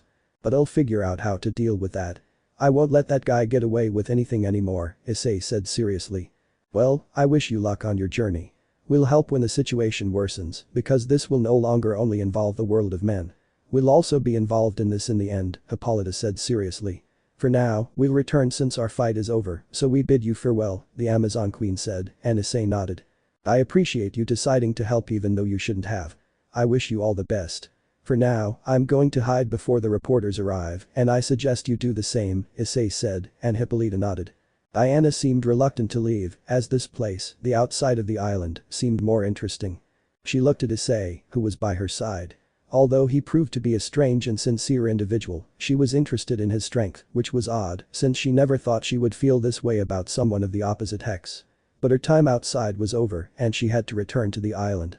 That troubled face was seen by Alexia and Persephone, who felt bad for their friend. By the way, take this, Issei said, handing them a piece of paper with the Sekiryuutei's seal. This is my summoning circle. I made it especially for you. If your island suffers any trouble and you need help, simply break the seal, and I will appear quickly to assist you, he said, handing the paper to Hippolyta. She took it and looked at it, then looked at him. I will take it and accept this help. You have proven to be trustworthy and to have a strength superior to any of the gods we know. I thank you, young dragon, Hippolyta said sincerely. There's nothing to thank me for, Issei said, smiling. Alright, now we're going, said Hippolyta, looking at her daughter. Diana, it's time to go back. And with that, she turned around to go and call her warriors. Alexia, Artemis, and Persephone looked at Issei. Well, goodbye, it was nice seeing you again, Alexia said kindly and with a lovely smile. Yes, although I would like to see you again, Persephone said, smiling as she moved her eyebrows suggestively. It was a nuisance to me. This guy is ungrateful and an idiot, Artemis said seriously. As if you were the queen of personality, you're a crazy, bitter woman who can't stand a simple joke, Issei said, teasing the retard. You're something else.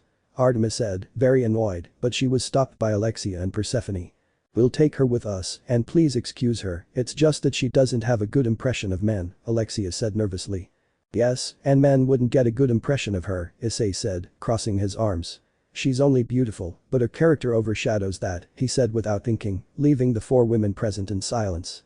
Artemisa said nothing and simply walked away, not blushing but puzzled.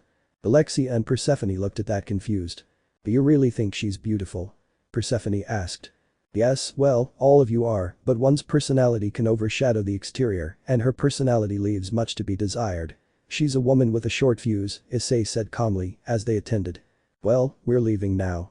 If we're lucky enough to meet again, I'd like to know more about your world, Alexia said, smiling.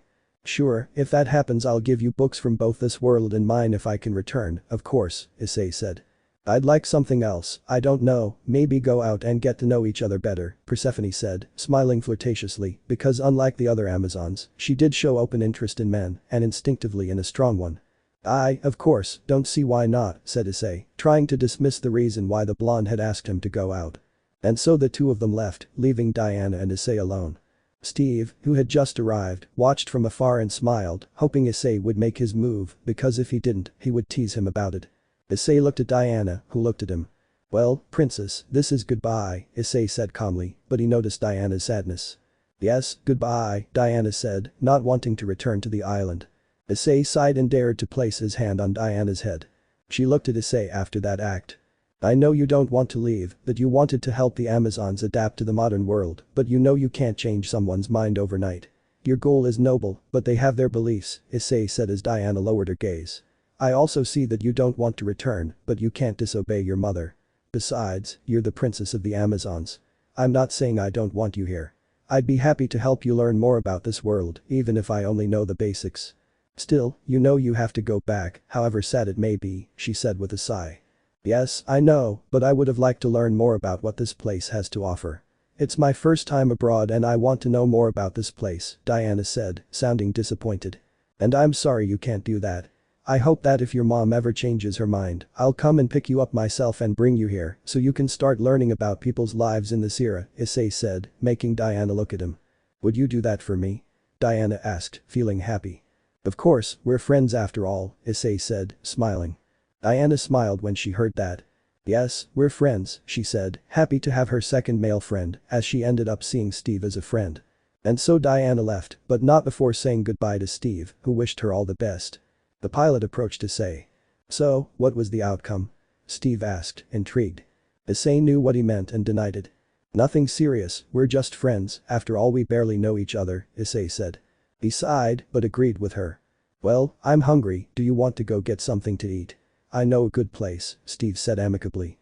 "Sure, let's go," and so they both left the place amidst the confusion of the few soldiers. And so it ended, something that would mark North American history, as they did not expect to witness a fight of such magnitude. The Amazons returned to their island and Issei and Steve went to eat. A somewhat crazy night for Washington, D.C. End 05/06 Reunion and Events. 2 days later, New York. 2 days have passed since the fight in Washington and the media are still talking about it.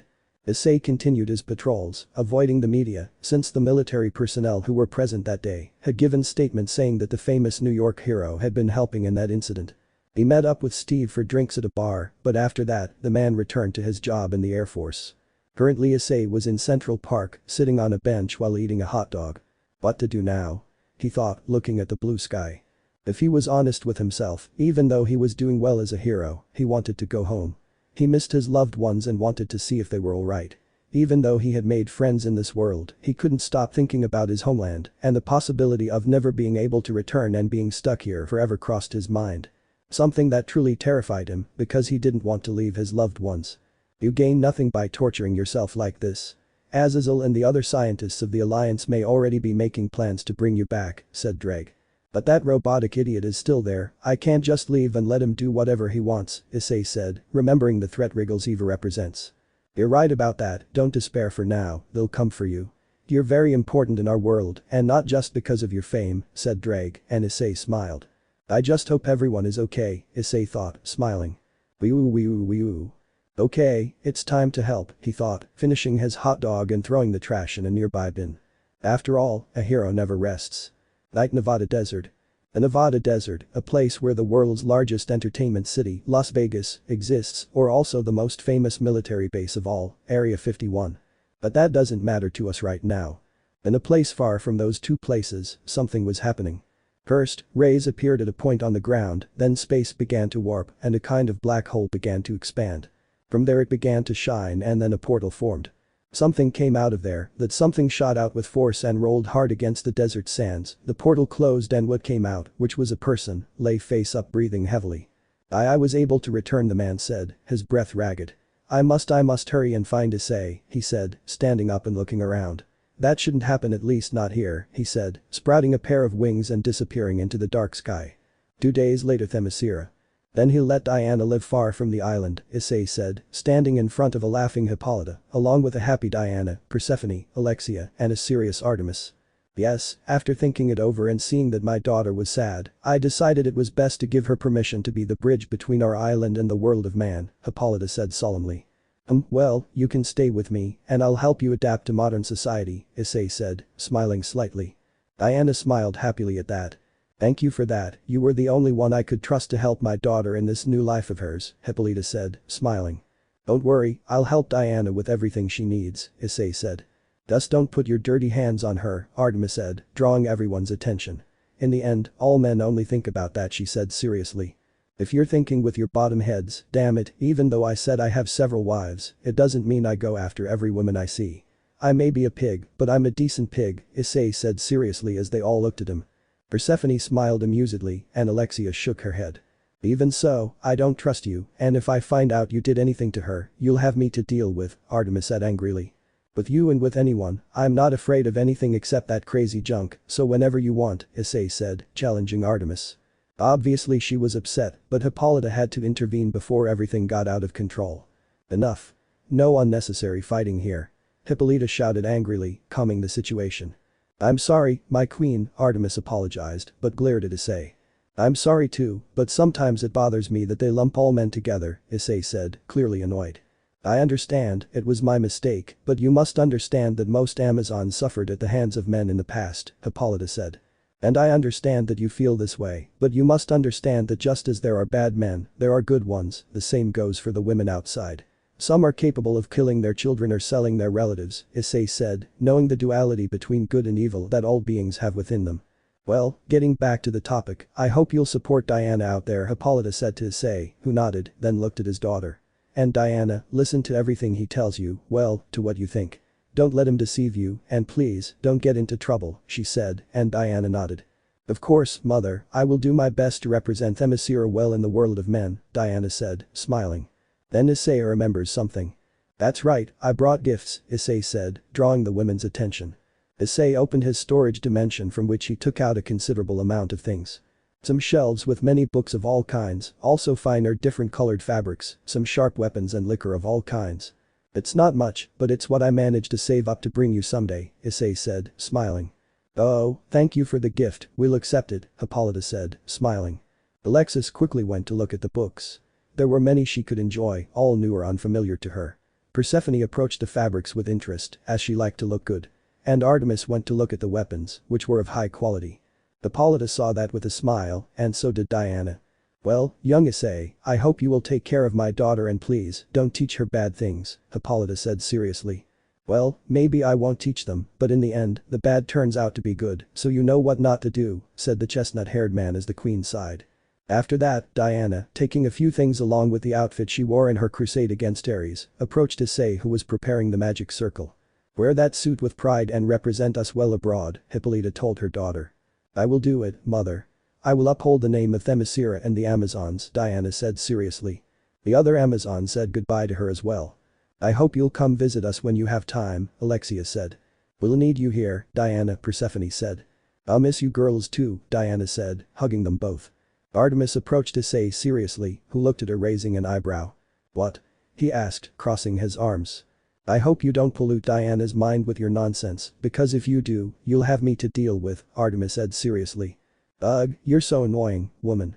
I don't intend to contaminate anyone, so stop with the threats, I'm not afraid of you, said Issei, confronting the Redeed who became annoyed. Hippolyta sighed at that and had to intervene before they really started fighting. Please calm down, no fighting inside my palace, Hippolyta said very seriously. Let it be clear that I didn't start anything, Issei said, pointing at Artemis. She just grunted in annoyance.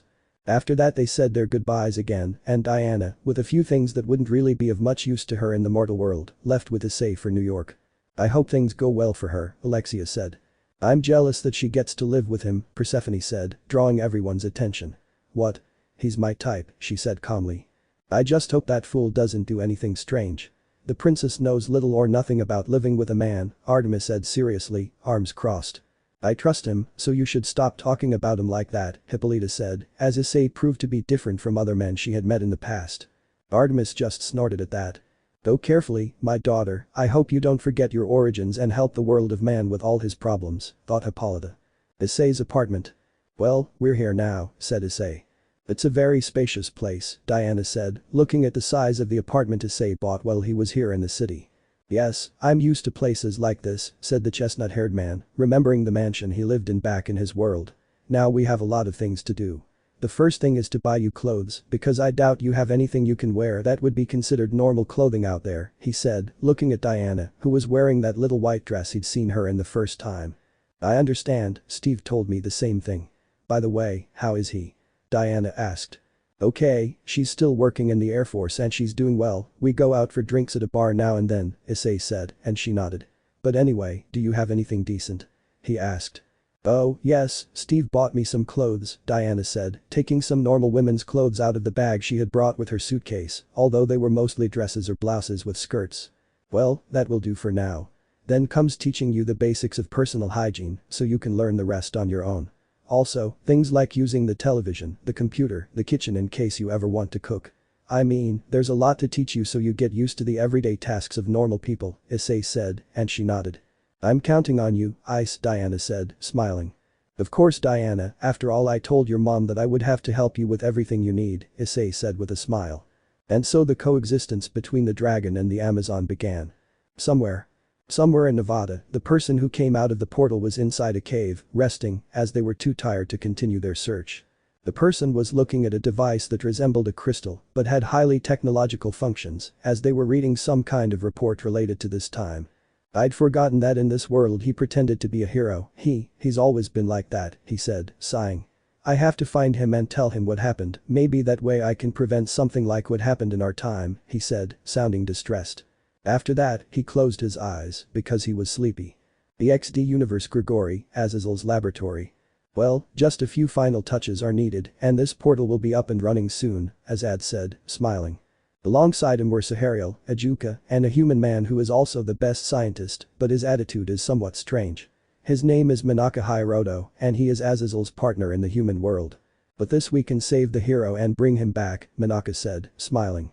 Yes, the girls have been very desperate and their parents are worried, Ajuka said, recalling when he went to see Azazel at the Haidu mansion. Serziches has had to go and see Rias and the others all the time. He's very worried about them, Azazel said. By the way, why didn't Lord Hephaestus help us? Sekiryuutei asked. What do you mean he didn't help us? Who do you think forged the necessary components to assemble this machine? He's been helping, but he's also busy assessing the damage Rigalzeva's army caused to Olympus, which is why he's not here, Azazel said, and his brother nodded in understanding. Then someone entered the place, two women, one with purple hair wearing a black secretary's suit and one with light blue hair wearing a pink t-shirt under a black sweater and black pants with shoes. Enemu, Tiamat, what are you doing here? Azazel asked. She wanted to see how things were going, Penemu said, pointing to a serious Tiamat. Have they accomplished anything? Tiamat asked, crossing her arms. Yes, we just need a few more adjustments and the portal will be ready, so don't worry, you and the girls will be able to have Issei with you again, Azazel said, smiling. I hope so, I'm already anxious, I really need it, said Tiamat, her expression changing to one of concern. I still can't believe you're dating Issei-kun, Ajuka said, looking at his colleague in inventions.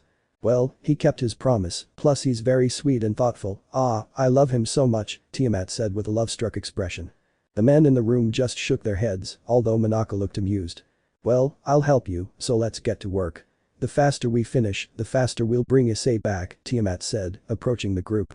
And so they threw themselves into finishing the portal, because it was necessary for Issei to return since many missed him. DC Universe Deep Space. Well, it seems the replica data has arrived, Rigalzeva said, sitting on a rock on some satellites somewhere in the galaxy. He looked at the information he had received from his reply and smiled. This would be very useful for what I plan to do, he said, smiling proudly at the results of his creation.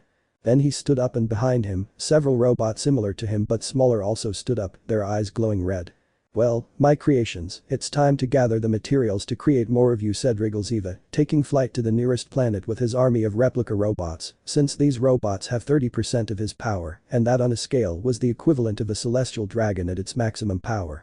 And so the robot god was lost in the thick of space, going to his next objective. The new page opens in this story, and Haidu Issei must become stronger, because his enemy will not remain idle, and with a universe of infinite possibilities, he has everything at his fingertips. The future war that could affect two universes, a war where there will only be one winner, and that could end badly if the bad guy wins. End 0607 warning of a future disaster. 1 week later, New York, Manhattan. New York City, a city that, as always, has all kinds of problems with criminals. At that moment there was a bank robbery and they had hostages inside. Police cordoned off the area, while several people were worried about several people inside. Damn, these bastards, said a police officer. Then something happened. A woman fell from the sky, wearing a red, blue, and gold dress. A whip was coiled at her waist, and a tiara adorned her forehead. Everyone present was surprised to see her. Wonder Woman, said a police officer, recognizing the woman. Wonder Woman or Diana, because when she saw Issei going out to fight crime, she was influenced and started helping people like Issei did. He quickly made a name for himself, not only because of his style of dress, but also because, like Issei, he helped people efficiently and prevented assaults. Diana entered the bank without saying a word. No more than 5 minutes passed before she emerged with all 5 criminals unconscious and tied up. The cheers were immediate and she left the place with a smile. Sitting on a nearby building, Issei watched all of this and smiled. Then Diana arrived and stood beside him. And how was it? Diana asked, smiling. Great as always, you're really good at helping people, Issei said, and she smiled proudly. Well, shall we eat? She asked. Sure, I've just gotten a little hungry, Diana said. And so they both left the place. That week of living with the Amazons started off complicated for Issei, but Diana learned quickly and adapted quickly to people's everyday things, although of course, there are still some things she doesn't handle well. She has her own room and her own things, and she also knows how to cook very well, because on the island she sometimes cooked for her friends. Something that made him uncomfortable was that, in the first few days, Diana would come out of the shower completely naked, as modesty was something she had little of, being used to an island where there were only women, and they knew little about men. Although he liked what he saw, he had to explain things to Diana, and she understood, thus ceasing to walk around naked after leaving the bathroom. The two get along well, and they also do a good job as local heroes, since all of New York knows them. Steve was surprised to see Diana again and helped to get the woman an identity, now known as Diana Prince. Now Diana can go out and interact with the outside world more normally, although she still had some flaws, since living for many years on an island where they didn't have to worry about many things made her somewhat naive at times. Now let's go to one of the many supermarkets in the city. Okay, we have everything for this week, said Issei, wearing a black sweater with beige dress pants and black shoes, his hair tied in a small ponytail and wearing glasses. Can we get ice cream? Diana asked, pointing to the freezers. She was wearing a light blue blouse, blue jeans, and black heels. I'm terrible at describing clothes. Sure, said Issei, going to get the ice cream, although he would buy a lot since Diana loves ice cream as much as he loves cheesecake. She smiled happily about that. Then they paid for their purchases and went straight to Issei's apartment, which was 3 blocks away. A block away from where they were, a man with a disheveled appearance but with distinctive blonde streaks in the front of his black hair walked among the people who looked at him badly because he looked like a vagrant since he wore a black suit with reddish parts and a somewhat dirty and neglected brown trench coat. The man walked on, oblivious to everything, for he had only one goal in mind. Issei and Diana arrived at their apartment and she quickly went to sit down to eat ice cream and see what was entertaining on TV, while Issei went to put things away in their respective places. After several minutes, Issei felt a completely familiar energy approaching the apartment entrance. He stopped what he was doing and approached the entrance. Seconds later there was a knock at the door and Issei opened it, getting a big surprise. "Sensei," he said, looking at the one he recognized as Azazel, but with many changes.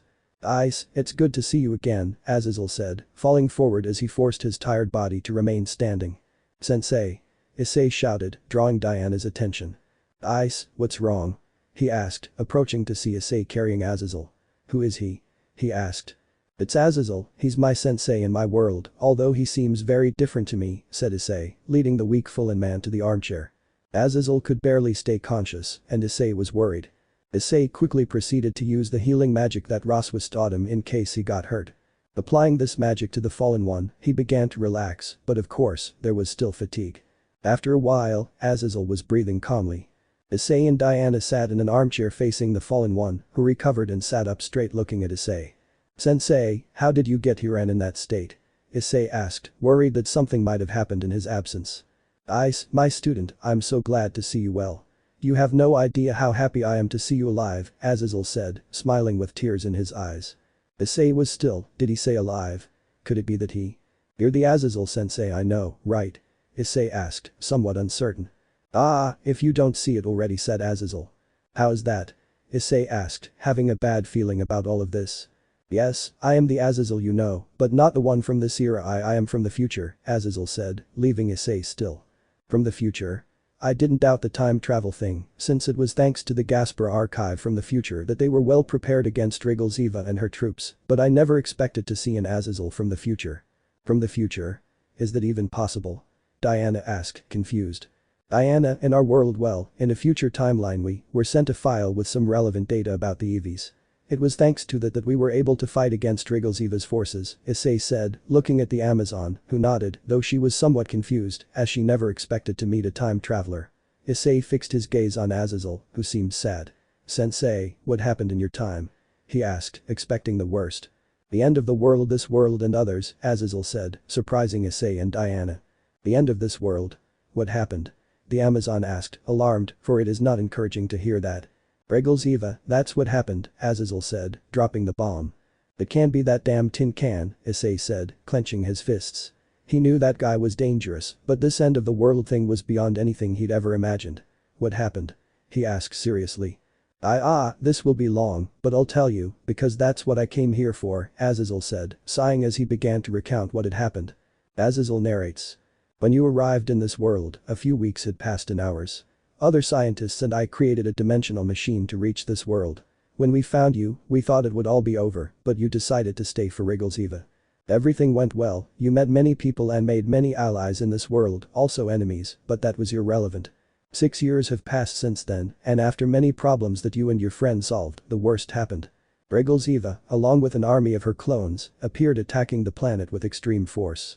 Many people died, cities were lost, dimensions were destroyed, Eva had become very powerful, something that no one expected, as he obtained powers from beyond this world. Neither Green Lantern nor Superman could stand against him, he was unstoppable, not even you in your complete apotheosis drive could do anything to him. From then on, Eva not only conquered this world, he conquered several more worlds outside of this, and our dimension, he gained more power and worst of all, he obtained the anti-life equation, a cursed power that is found here on Earth, with that he became unstoppable, and nobody could stop him. The superior beings of this universe did not intervene, they only observed it without lifting a finger. In the end, the few survivors decided to act quickly. If we couldn't prevent this disaster in our time, we would do it where all this was being prepared. We created a time machine, we planned to come several of us, but the Eva copies found us and killed us all, I was the only one who managed to survive. I was able to reach this time without any means of returning, just to warn you about this. End of Azazel's narration. I just want at least this timeline to be saved from that dark future, Azazel said, tears streaming down his face. We lost everything. No one is left in this world or any other. Eva must be stopped at all costs, and you, Ice, are the only one capable of such a feat, he said, looking at Issei. The chestnut-haired man and Diana were silent. They hadn't expected that, especially the chestnut-haired man. Being told that the world as they knew it would be destroyed is something no one could take seriously, but for such extraordinary people who had been through unimaginable situations, this was a devastating blow. Issei hadn't expected that. It pained him to know that everyone was dying, including himself. He was supposed to be strong, to protect his loved ones, to prevent them from dying, to be the one who would save them, even though that task was difficult. Ice, I've already lost everything, I have nothing left, but I don't want that to happen to you. Seeing you die alongside the others was very hard, I don't want that to happen again, Azazel said, sounding sad. Issei heard those words filled with pain, something inside him awoke, he had to prevent that at all costs. I can't guarantee I'll be able to prevent that, but I'll try, no, I'll do it no matter what. I don't want to lose anyone. I'll prevent that damned contraption from being destroyed down to its atoms, Issei said seriously, because he wouldn't let that happen, not when he had already been warned. I will help him.